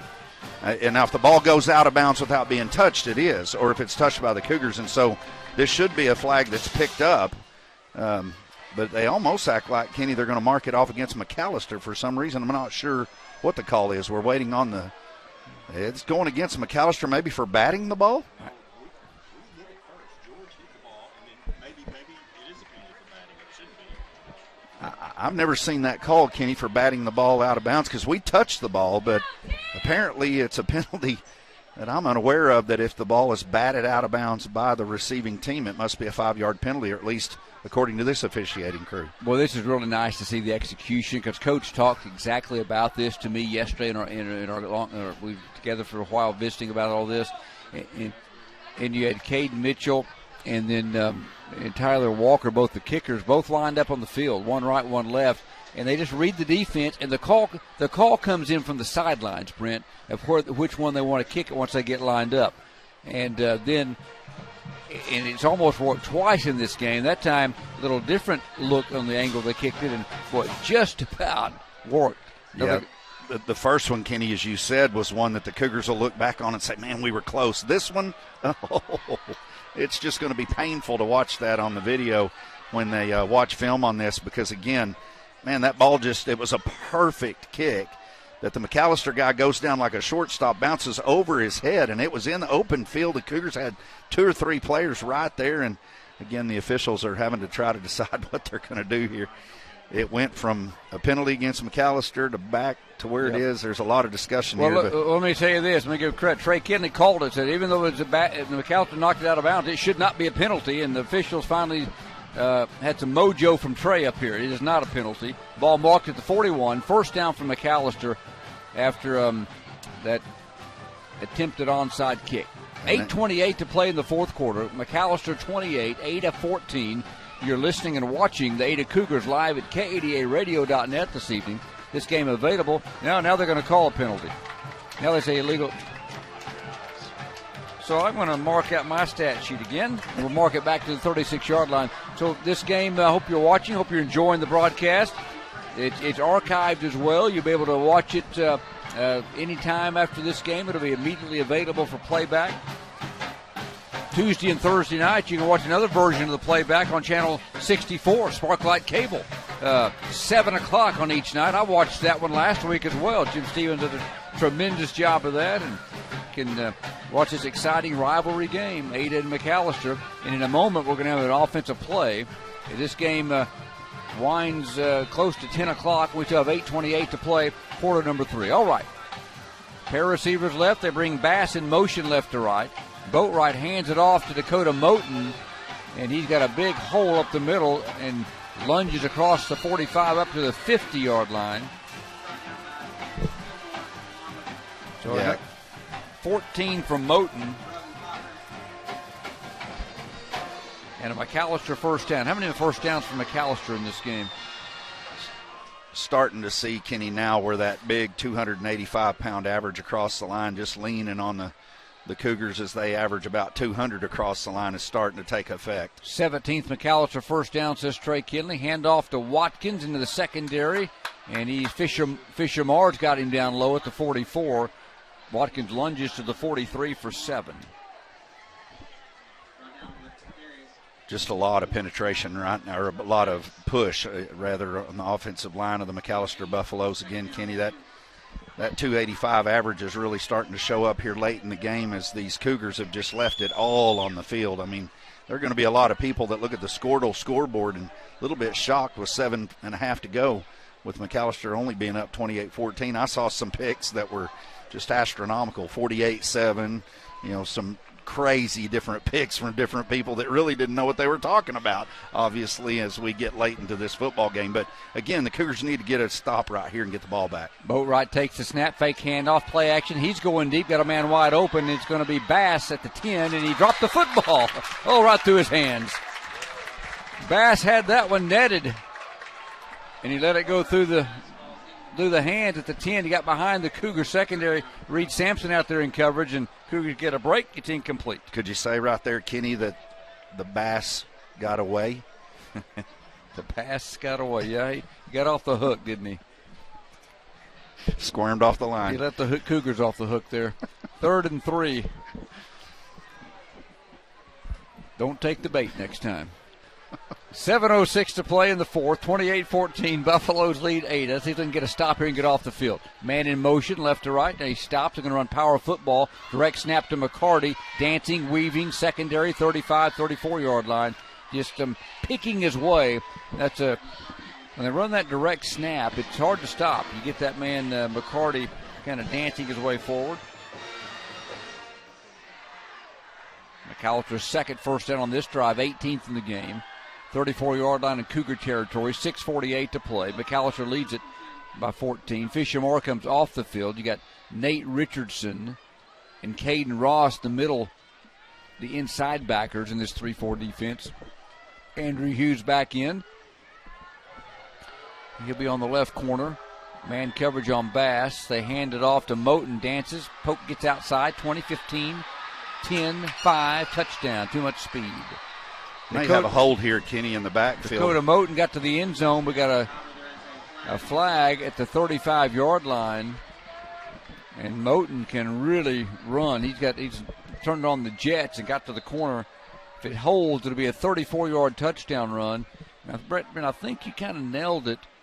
Yeah, it's against the Cougars, so they'll decline it. Touchdown for McAlester, 34-14. Brent, I think you nailed it. I think the Cougars have played so hard, played well, and just the size of McAlester and the attrition beginning to show itself just a bit. Yeah, Kenny, they're just huge across the front, and the young men for the Cougars, they're just outmanned by 85-pound average across the line. But give them credit; they have fought and scratched and played hard, and boy, Kenny, there's no doubt if you're a Cougar fan here tonight, seeing the improvement from last week to this week, they continue to improve like that, they'll make some noise in Class 4A. They will. 5 plays, 64 yards for McAlester. Penalty declined. Didn't take them long. 2 minutes and 6 seconds on that touchdown drive, and another big play. Ball will be placed at the 10 for the extra point. Boatwright will hold it. And the PAT is up and good by Perez. Another flag comes flying out. 35-14. McAlester leads it. We'll take a timeout. 6:22 to play. We'll sort the flag out, have it on the kickoff. McAlester by 21. This is Ada Cougar Football. You're listening and watching the Ada Cougars live at KADARadio.net. Back in 30 seconds. I'm Keith Frazier, your store manager here at T&W Tire, 500 East Main Street here in Ada. We are your authorized Michelin tire dealer. At T&W Tire, we don't just sell tires. We also do oil changes, brakes, shocks, and front-end alignments. We also offer 24-hour roadside service. T&W Tire has one of the largest tractor-trailer tire selections around. We also have your farm, OTR, and ranch tire needs covered. T&W Tire is your complete automotive and tire center. Call 332-5145 today. Welcome back. Coyisto Stadium, 35-14 McAlester. And I think the penalty was a personal foul against Ada. So McAlester again will kick off from a little bit further up the field. Kendre Grant. Jonah Asensi, or Trey Ivy will go deep. And Andrew Hughes will be in the middle deep, and now the official going the wrong way, so it will be against Ada. He started to mark it off against McAlester. So they'll kick off from the Ada 45-yard line. Let's see if the Cougars can answer, if they can strike again. Kenny, I'm not sure where the official is marking this, unless there were two penalties. Going all the way. It should be from the 40 to our 45. So a 30-yard penalty, and they will kick off from the Ada 30-yard line. I don't know that I've seen this. I'm sure at some point in watching and calling a lot of games that maybe I can't recollect, but kick off from the 30, you got to try some type of onside kick, don't you? I mean, yeah, it's a no-brainer from this part of the field. I mean, you're not going to kick the ball, but I'm still trying to figure out. There was a penalty that carried over on the extra point, but unless there were two fouls, I'm not real sure where this additional penalty came from.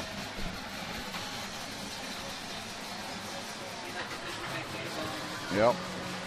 So I think that came from the touchdown. I think you're right, Brent, from the touchdown and then also on the extra point. So from the 30-yard line, let's see what they do. And he's going to kick it, pooch it. Going to be caught at the 6 and down right there. They pooched the football down to the nice little kick that one of the Cougars. I'm trying to get the up man back there. Looks like Andrew caught it about the 6-yard line. And went backwards to the 5. Again, hard to see the Clinton Rowland. Clinton Rowland in the game. Caught that. Good job by Clinton, but went down at the 5-yard line. So Ada will take over. 1st and 10 after Rowland caught that about a 24-yard kickoff from the 30 to the 6. So the Cougars take over. 6:17 to play. Quarter number 4. Joined us late. Game was tied at 7 when the Cougars struck from Freeland to Hughes in the second quarter. McAlester led 14-7 at half. Ada cut it to 21-14. On a touchdown pass to, again, Freeland to Hughes, but McAlester has 2 straight scores, and there's a pass out in the flat, and Hughes went down to catch it.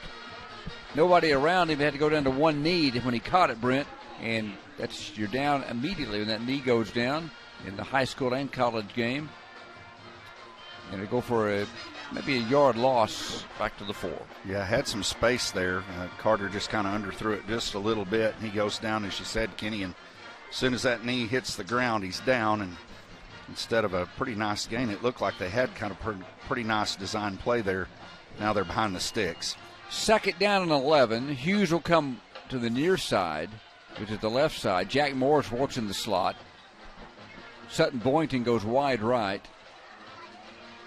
From the gun, Freeland back in his own end zone. Airs one out down the middle of the field, and it's going to be caught again. What a pass. Oh, baby, at the 45-yard line, a beauty. And they're going to say no catch now to Andrew Hughes. And he got a personal foul now against Ada. One of the Cougars said something. As Hughes, I thought that was more of a catch maybe than the touchdown reception earlier in the game. Running a post there, and Freeland under duress, Brent, really put it on the money. Yeah, that was a very nice throw, Kenny, and it did look like, from the booth here, he did have possession of it. I captured it or tried to. We'll see how that pans out here, but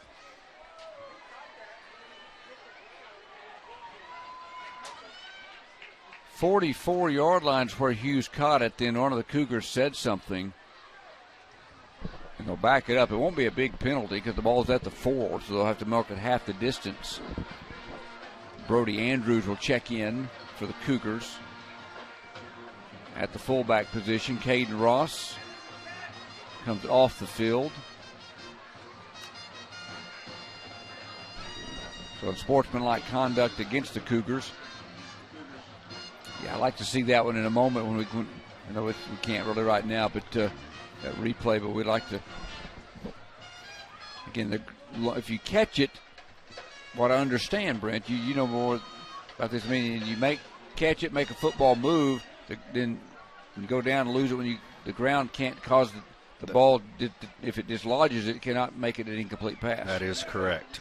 If he has possession and makes a move, in other words, he makes a step with possession, it's not like in the NFL where you have to take the ball down to the ground with possession in high school football. And so that was a tough call and a close call there. Would have been huge for the Cougars at midfield. Instead, they're backed up to their 2-yard line. 13 to go, run a little slant pattern, caught, 20-yard line, first down Ada, and the ball came loose late. And were they going to say he was down or was it a fumble? A nice slant pass or a first down. Was that Andrew again? No, that was Jonah. Whether they say it or not, Kenny, he's down. At the 20-yard line, looked like the ground dislodged the ball. And it's a first down, Ada.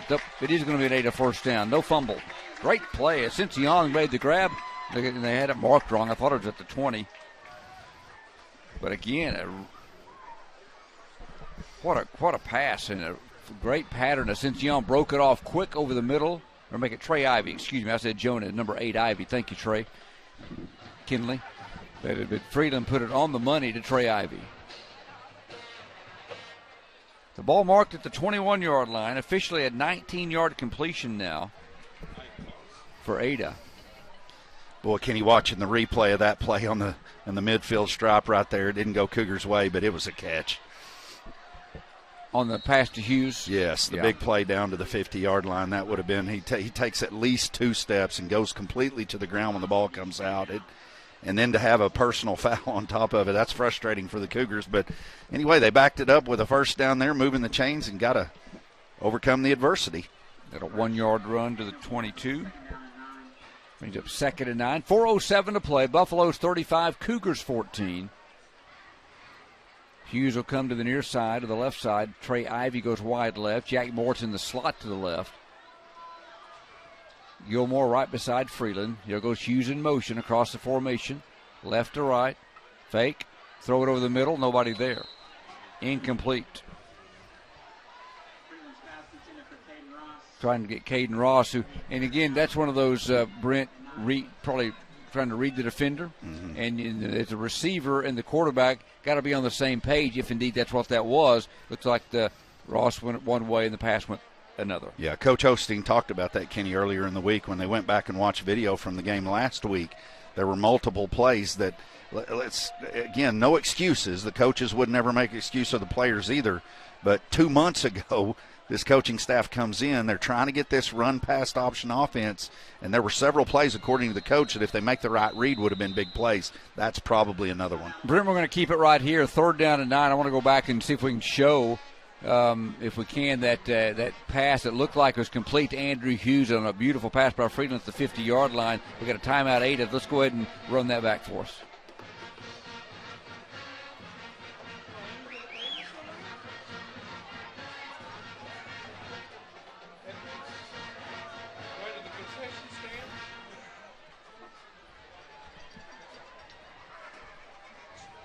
And you can see it there, and we'll have the ability sometime even when we have more time to even slow that down. But it looked like it was a great catch by Andrew Hughes. Took 2 or 3 steps to the ground there, but would have been a big turn. Not that Ada, you get 21 points to make up in the last 5 minutes, but you hate to see that taken away on a great, again, a really nice pass.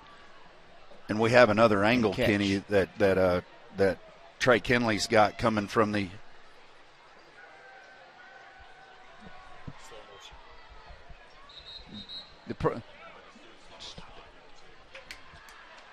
Hey, Craig, and you kept that off. I think that came across there. But anyway, the slow motion is good, but the audio's in slow motion, too. Right down the middle. All right, we're still playing with some stuff here, folks. But no, going back, Kenny, to what you want to look at, it was an executed play. That's what's frustrating as the Cougars. When you look back on the different angle, he takes 3 steps and goes completely to the ground when the ball comes out. And so it's an unfortunate play. 3rd and 9 from the 22. Freeland fakes the handoff, and he is, for one of the few times tonight, swarmed. Well, the offensive line has been great tonight. But finally they get to him. Garrett Shumway, he's been sacked a couple times, but that time he had no time as he made the handoff, and McAlester just kind of crash rushed and got him all the way back at the 18-yard line. And as you said, Kenny, this offensive line has done a fabulous job against a big-time talented and huge, monstrous offensive line or defensive line of the McAlester Buffaloes. Carter's had time to throw for the most part tonight, but that time he certainly didn't, and now the Cougars are backed up on their own goal line having to punt it away. They'll punt it. Andrew Hughes sticks his foot in it. High wobbler, not going to go very far. Hit about the 30, and at the 31-yard line, it is downed. 18 yards, no return. Andrew didn't get his best effort there.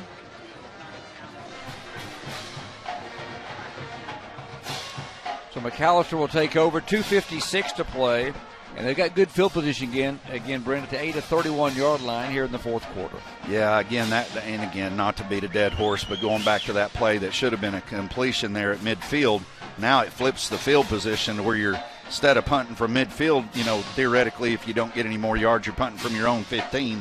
And as a result, now McAlester has it deep in the Ada territory and could really – you know as well as I do that McAlester, if they can, would love to push this in the end zone. Trip receivers to the left. Boatwright hands it off up the middle to Watkins, and he's brought down about the 27-yard line. Caden Balthrop in on the play, along with George Maddox, or make it Brogan Cochran, down below. 27. Watkins got 4. And Kenny, just to make mention there, it's always good to see when a Cougar player, or any player for that matter, shows good sportsmanship, and I just want to call him out. Brogan Cochran reaches down and picks up the McAlester player there after the play and pats him on the helmet. Thad Cathy, the nose guard. They hand it off up the middle again, and that's going to be Watkins, and he got a huge hole down to the 16-yard line. George Maddox getting up, one of the Cougars getting up off the pile.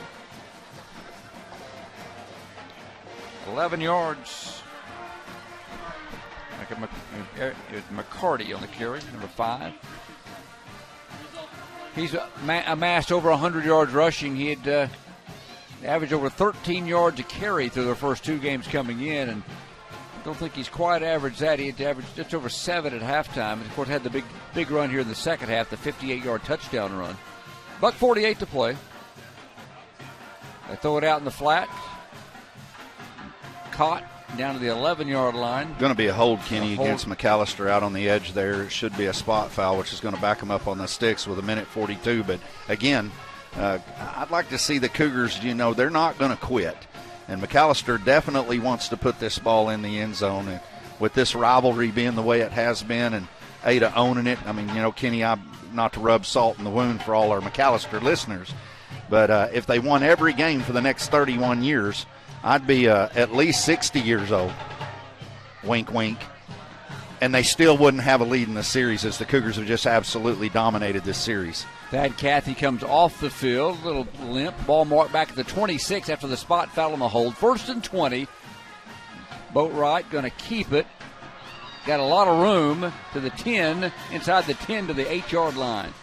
Rant took the direct snap and got right down the middle of the field. Kenny, you looked at me funny when I said 60. Well, you don't think I look 31 years old or what? Well, kind of. Trey Ivy was in on the tackle, got up slow. 18 yards for Boatwright. Another McAlester first down. Ball inside the 10, 57 seconds to play. Boatwright takes the snap. Going to run it again up the middle. Cuts back to the left to right. Fisher Marr looks like jetted his way in. Got him at the 4. I think that's Fisher. Yep. 2nd and goal at the 4. Nope. First down. Yep, that was a first down. Excuse me. So a 1st and goal at the 4. Boatwright going to take it, run it again, and this time he'll find the end zone for McAlester. With 35 seconds to play in the game, Buffaloes have opened it up a little bit late. Lead at 41-14, 34 seconds to play. Boatwright, 4-yard touchdown run. Kenny, the Cougars have fought hard tonight. The second half wasn't nearly as clean as the first half, with a couple of turnovers and then, a few penalties that we didn't see in the first half. And when you're playing a team as high-powered as the McAlester Buffaloes, and you make those kinds of mistakes and they can put points on the board in a hurry. And that's really what's bit the Cougars in the second half. And looky here, Kenny. You mentioned her earlier. I think they've got the young lady in for the extra point. And she has just knocked it right through. Good job. She had 2 of them last week. That time she nailed it again. 42-14. What's her number? Pretty nice looking little kick. Her number is 60. It's hard to see across the way there. My 31-year-old eyes aren't as good as they used to be. They're kind of waning on you, my friend. 42-14. McAlester leads it by 28. A game that, again, was 7-7 early. In 14-7 at halftime, McAlester scored early in the second half, 21-7. Ada answered on the long touchdown pass to Hughes from Freeland, 21-14. But McAlester has ran off 21 straight now, Brandon, and just kind of have worn the Cougars down. But, again, Ardmore last week, McAlester this week. There's just some tough games ahead. Don't get us wrong. I was thinking it's not going to be. There are plenty of tough games ahead, but probably nothing to this comparison. Yeah, Kenny, forward. I think that's safe to say. I mean, some people may argue with Tuttle and some of those teams that are out there, but I cannot imagine that we're going to face another team that averages 285 across their line. That's a big-time Class 5A school out there versus a good up-and-coming and much improved from last week 4A school. And just the size factor and the athleticism of the McAlester Buffaloes. But the improvement, Kenny, from last week to this week is, it goes without saying. Katie Clark kicked that extra point. Cougars have that Hughes or Rowland. Hughes at 5, trying to get to the outside to the 20, and he gets up to about the 22-yard line on the kickoff return with 26 seconds to play. So the Cougars will be 0-2. Headed to Durant next week. We're on the air at 7 o'clock for the pregame, 7:30 kick. And a note for you moving forward after next week, district contest will start at 7. 7 o'clock kickoffs around the state. Ball officially marked at the 22-yard line. Yeah, Kenny, looking forward to next week and traveling down to the Durant Lions territory there. I got a sister that lives down there and a brother-in-law that is a Durant grad that I've had the upper hand on him for about the last 25 years. But when I think of the Durant Lions, Kenny, I think of the streak. Ada's win streak that went across 4 years without a loss. It started with Durant and then an upset loss to Durant as it ended. And those are the things that traditionally you look back as Ada, Ardmore, or Ardmore, McAlester, and Durant. Traditionally, Ada has for their first 3 ball games. Looking forward to that trip next Friday night. Freeland completes a pass to Ivy out on the flat, but not much. Ascension, thank you, Trey. Jonah Ascension on the far sideline. This will be second down for the Cougars. Carl McCourtney in for the Cougars on that offensive line, and that's going to run the clock out. That's your ball game. McAlester defeats Ada by a final count this evening of 42-14 on HOCO night, HOCO week across the Ada campus. Military Appreciation Night as well. Final score, the McAlester Buffaloes 42, Ada Cougars 14. We've got your post-game show coming up next, complete with your stats We'll have some replays for you as well. You've been listening and watching the Ada Cougars live at KADARadio.net. Back with your post game after this timeout on the Cougars Sports Network.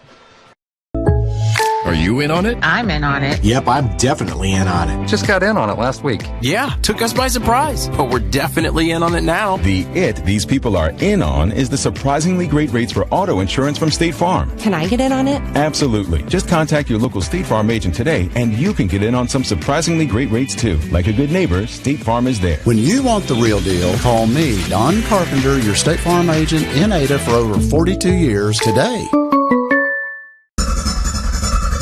It's time for your Ada Cougar Sports Update, brought to you by Hilltop Dodge. Hi, I'm Johnny, an Ada Cougar from the class of 86. And I'm Hunter, an Ada Cougar from the class of 13. Throw a Hail Mary over the other guys and go for the touchdown every time when you shop with Hilltop Dodge. That's right, Johnny. I've seen the mistakes other players make, but not at Hilltop Dodge. We make every play count. Cars, trucks, and SUVs, we've got the right vehicle for every player and team.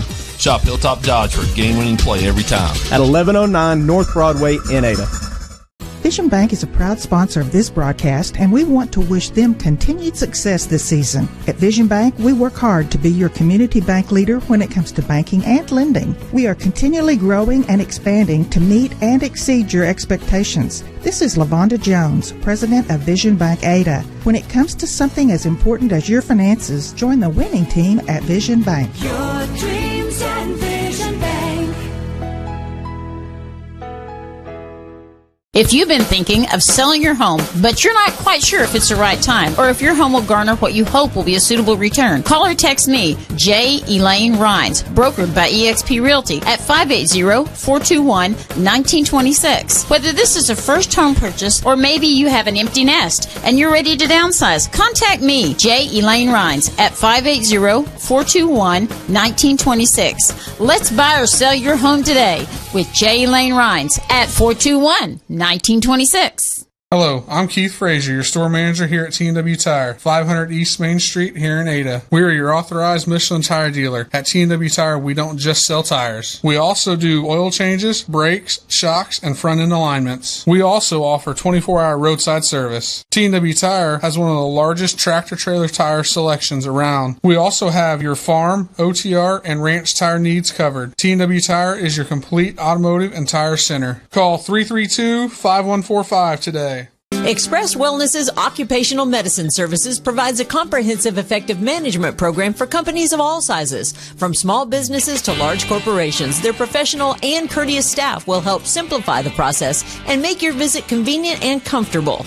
Their clinics are proud to provide employers with drug and alcohol testing, regulatory evaluations, and treatment of work-related injuries and illnesses. To learn more about the occupational medicine services provided, visit Express Wellness online at expresswellnessurgentcare.com.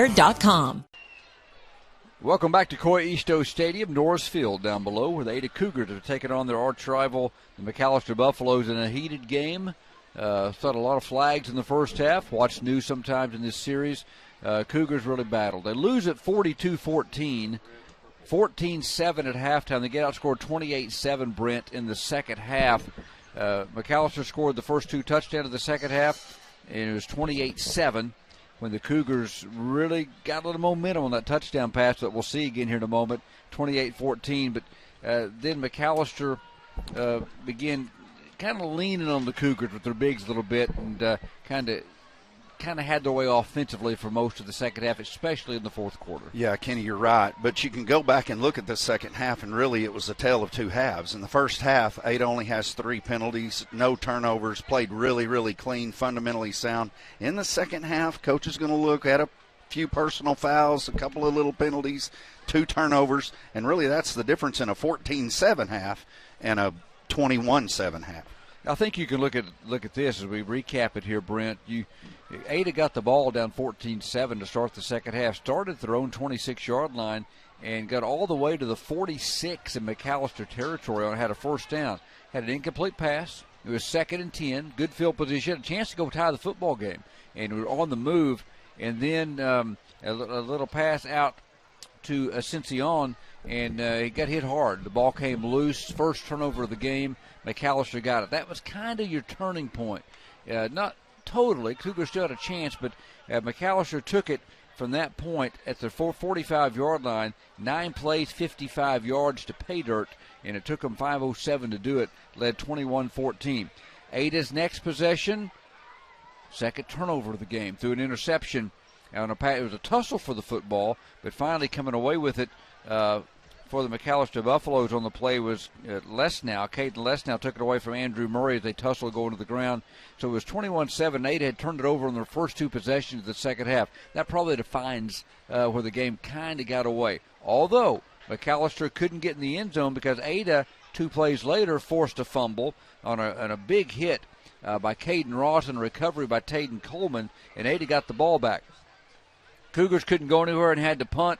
Then McAlester got about their own 33 and got a 58-yard touchdown run on the drive, on the 4th play of the drive. 4 plays, 67 yards, and it was a run by that man McCarty on the broken play, where it was a 4th and a half yard, and I think it was, and he took a snap and he fumbled it, picked it up, and just made an athletic play and went 58 yards for a touchdown. So it was 28-7 at the time. But then the Cougars struck. And we're going to go ahead and look at this here. We'll do it in just a moment. Then the Cougars struck. Yep, just a second. Then the Cougars struck. It was 28-7. Ada had got the ball with their backs to the wall.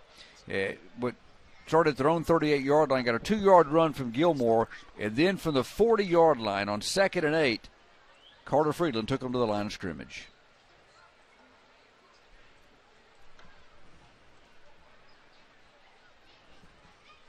And we'll have that replay for you here in just a moment. It was 2nd and 8 from the 40 with a beautiful pass from Carter Friedland to Andrew Hughes. And the Cougars were able to find the end zone. And we'll have that for you later in the post-game show. If we can't get it up now, it's okay. And the Cougars had cut the lead to 28-14. Okay, we got it now? All right. So on 2nd down and 8 from the 40, with early in the third quarter, the Cougars down 28-7. Carter Friedland took his team to the line of scrimmage.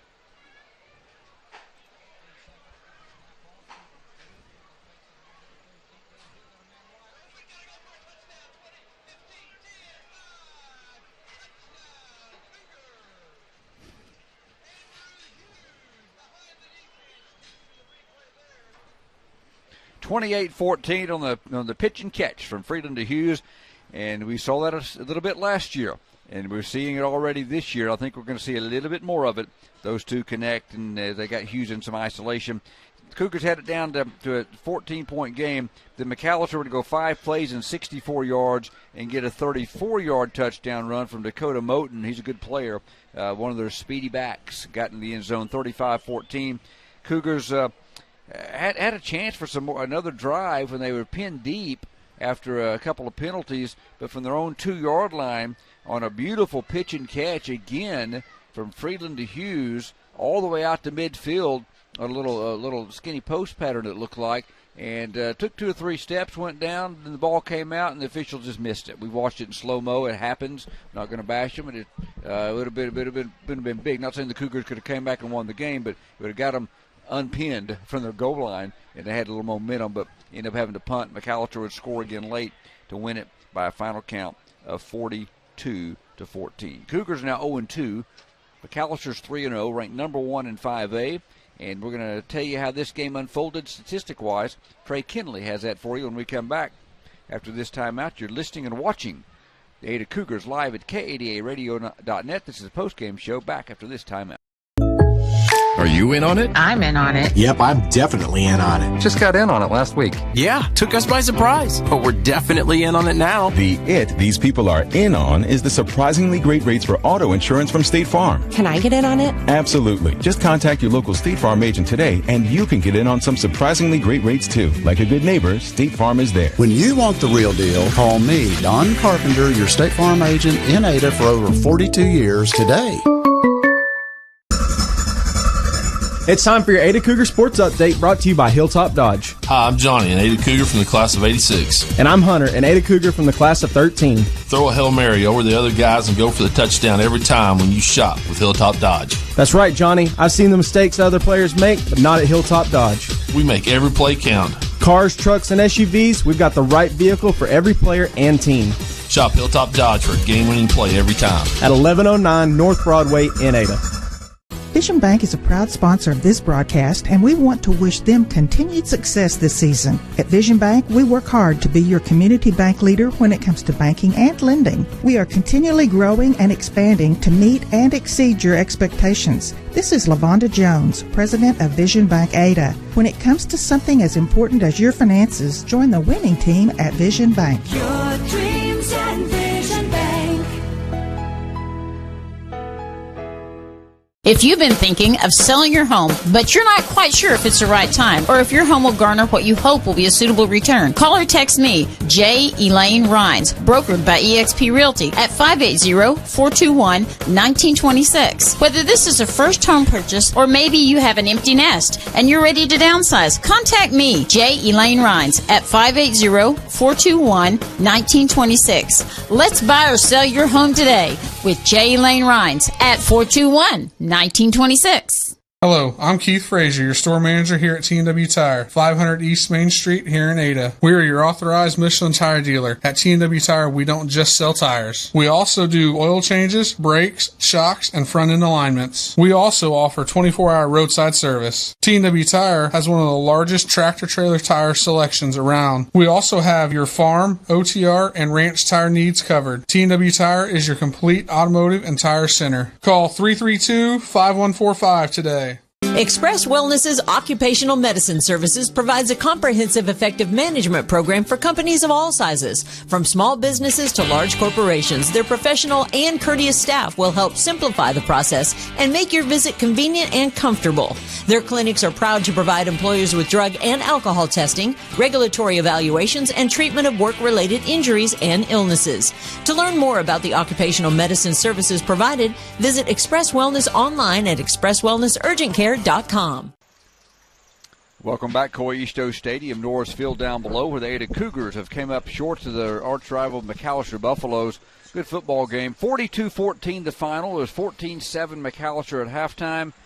A couple turnovers early in the third quarter by Ada got McAlester out to a 28-7 lead. Cougars battled back to 28-14. Then McAlester, just at the end of the day, just a little bit stronger, a little bit tougher, and win the game 42-14 in this hard-fought game. Trey Kinley's going to have some stats for us. Trey, before your stats, your thoughts on the game and how it unfolded. Like you said, I think that we just got worn down. Played well, saw improvements up front. Their bigger guys were controlling our defensive linemen a little bit and getting to the second line of backers, which then it's on your secondary to make the tackles. And we missed some tackles tonight. That's something we've got to clean up from the first 2 weeks, I think, is just shoring up the tackling a little bit. But I think we came out healthy. We came out with morale because we played pretty well. And that's what we want to do this week, last week, this week, and even next week. Really good crowd here on military appreciation, HOCO activities as well. Great night for Ada in the stadium, unfortunately, in the loss column in football, but chance to get back on the winning track next week against Durant. Right now, Trey Kinley was on the stats all night long. You got the final numbers for us, Trey. Yeah, we finished with 11 first downs. Didn't rush the ball well. 24 carries for 31 yards. It's a little over a yard a carry. But after watching film, I'm sure that's what McAlester was focusing on, and we did have 136 passing yards where we only had 34 last week. CJ, 11 of 23, 2 touchdowns, 1 interception. Did have 1 fumble, lost. Our third down conversions were a lot better in the first half, 4 of 8, and then the second half we were 3 of 7. So I guess it's about the same. Not bad. 7 of 15, not bad. Yeah. McAlester ended up with 22 first downs, most of those in the second half, and then had 42 carries for 352 yards, which is a lot of yardage. 10 of 15 passing for 101 yards, 1 touchdown. They also had 1 fumble. Individually, Darius led the way, 16 carries for 35 yards. KK had 4 carries for 7 yards, and then CJ had 2 legit carries and then 2 sacks, and is up with minus 11. He did finish at 11 of 23 for $136, 2 touchdowns, 1 interception. 5 different receivers. Andrew led the way, 4 receptions, 88 yards, 2 touchdowns. Caden Ross had 3 catches for 26. Trey Abbey had a big one there late, 1 for 19. Darius had 1 for 2, and Jonah had 2 for 1. Ardmore side of the ball, Eric McCarty led him, had 18 rushes for 187 yards, so over 10 yards a carry, 2 touchdowns. Dakota Moten had 10 for 95. Ethan Watkins 6 for 35. Boatwright had 5 for 25 and 2 touchdowns. And then Cale Prather, Caden Lesnow, and Greg Quintana also each had a carry. Boatwright was 10 of 15 for 101 yards and 1 touchdown. And had 5 different receivers led by Killian Barnes, 3 for 46. Leighton Bass had 3 for 35. Eric McCarty 2 for 12. Caden Lesnow 1 for 8. And Ethan Watkins 1 for no gain. You look at the lineup, the rushing, about 8.5 yards per carry. The McAlester team, that's just what they do. I mean, they can throw it around as well, but they just keep bringing running backs at you, Trey. They did all night long. And McCarty's the real deal. He's a next-level player. Yep. And just a junior here at McAlester, probably a next-level D1 guy. And good football team. Yeah, no, they are. It's the best one they've ever had. Yeah, that's what I've heard. It's a tough rivalry, and it's one of those rivalries you don't really like each other, but at the same time, like you said, they hats off. Very good football team. Yeah, sometimes you got to tip your cap. They got a chance to make a run at a 5A state championship this year.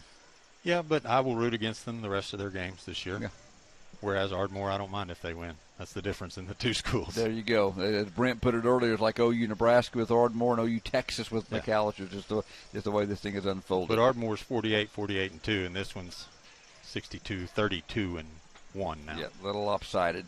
McAlester tonight, 42-14. We'll take our final pregame break. Come back on the other side, wrap it up, tell you what's ahead next week. You're listening and watching the Ada Cougars at KADARadio.net. Back after this timeout.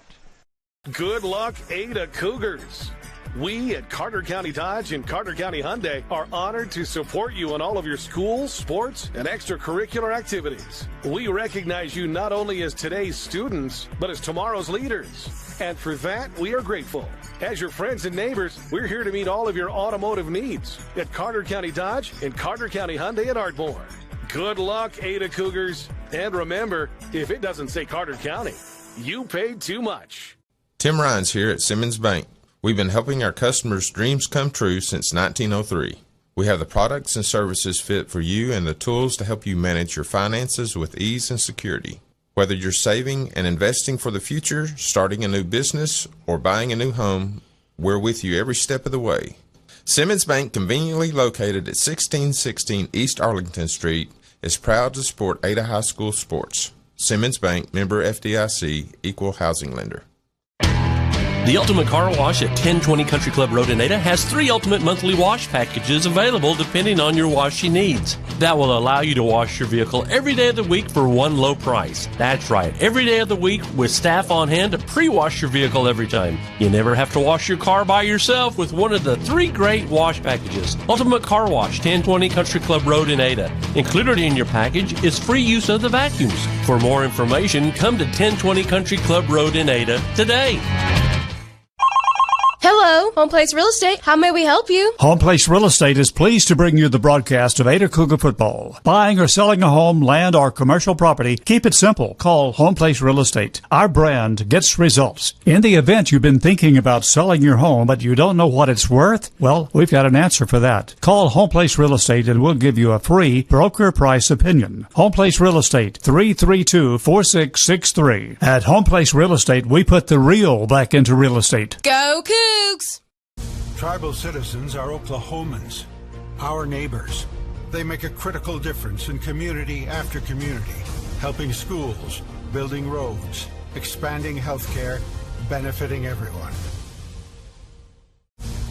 We are united for Oklahoma, committed to mutual respect, shared strength, and productive partnerships. To join the conversation, visit UnitedForOklahoma.com. You know, the only time orange and maroon go good together is when a Cougar fan is on a Kubota. At GP Rents, we're cheering on your favorite team to get that win. You'll be winning, too, if you tackle that big project. And we have a wide range of Kubota rental equipment to give you a hand. From Kubota skid steers to lawn equipment and everything in between, your Kubota rental will be clean and ready to work for you. It's time to work smarter, not harder, with GP Rents. Call GP Rents Ada at 833-I-RENT-GP. And let's get to winning on a Kubota. That'll hurt the old resume. Welcome back to Coy Easto Stadium for the final time. Kenny Morrison, Brent Smith, Trey Kinley on a Friday night under the lights with the Ada Cougars. Started the season 0-2 against two powers out of Class 5A. Another 5A team next week. Not quite the caliber of an Ardmore McAlester, but they will be a very competitive game next week. I believe Durant's picked right in the middle of their district. Ada got them last year. Lost 2 years ago in this place when Durant kind of came in and shocked Ada. Ada's dominated the series all time, but it should be a pretty competitive football game next Friday night in Durant, Paul Laird Stadium. Durant always plays Ada tough. Like I said earlier, Kenny, I always think of the streak. Started with them, and then an upset loss that ended the streak. You know, last year we looked at it, and 9 starters, I think, or 11 starters up in the back of a bed of a pickup as COVID had gotten us. Thought there's no chance. Durant's going to come in here, played better last year, and Ada beats them. So you never know what's going to happen with Ada Durant. That's another one of those storied traditions that the Cougars have had the upper hand, but Durant will be ready, and they'll play hard, and it'll be a lot of fun in Durant next week. One thing about it, the Cougars, despite the loss, I believe, and when I talked to Coach Brad Osteen this week at practice and then interview him later in the week and we visit, I think he's going to have a little bit of the same story that this team made strides again. Against a real good football team. He knew they did last week as the game went on against Ardmore. I think, again, they've made progress. The passing game got better. Rushing game took a step back, but, you know, it's, again, who you're playing up front there. But I think this team, all in all, made some strides. Yeah, McAlester very well, Kenny, right now is the pick to win Class 5A. Could be at the end of this season, finally knocking off Carl Albert from that peak that they've been on over the last 5 years. And so let's not pull any punches here. Who Ada saw tonight is a fabulous, very, very good football team at McAlester. Probably the best they've ever had. Really is. All right. Enjoyed it, Brent. Trey, enjoyed it. Cougars lose at 42-14, 14-7 at half. Got away a little bit late, but the Cougars dropped to 0-2. McAlester moves to 3-0. Our next broadcast, as we've just said, next Friday night, Paul Laird Field in Durant. Pre-game show is at 7 o'clock, and we'll wrap it up. We're going to wrap up right here. So pre-game show at 7 o'clock, and the kickoff will be at 7:30 next Friday night. Then in 2 weeks, district play starts on the road at Tecumseh. Final score for the final time, McAlester 42-14. For all of our sponsors of Cougar football, for Brent Smith and Trey Kinley. From Coy Easto Stadium until next week, from Durant, I'm Kenny Morrison. God bless. Good night, everybody. This has been Ada High School Football, presented by the Chickasaw Nation. Ready!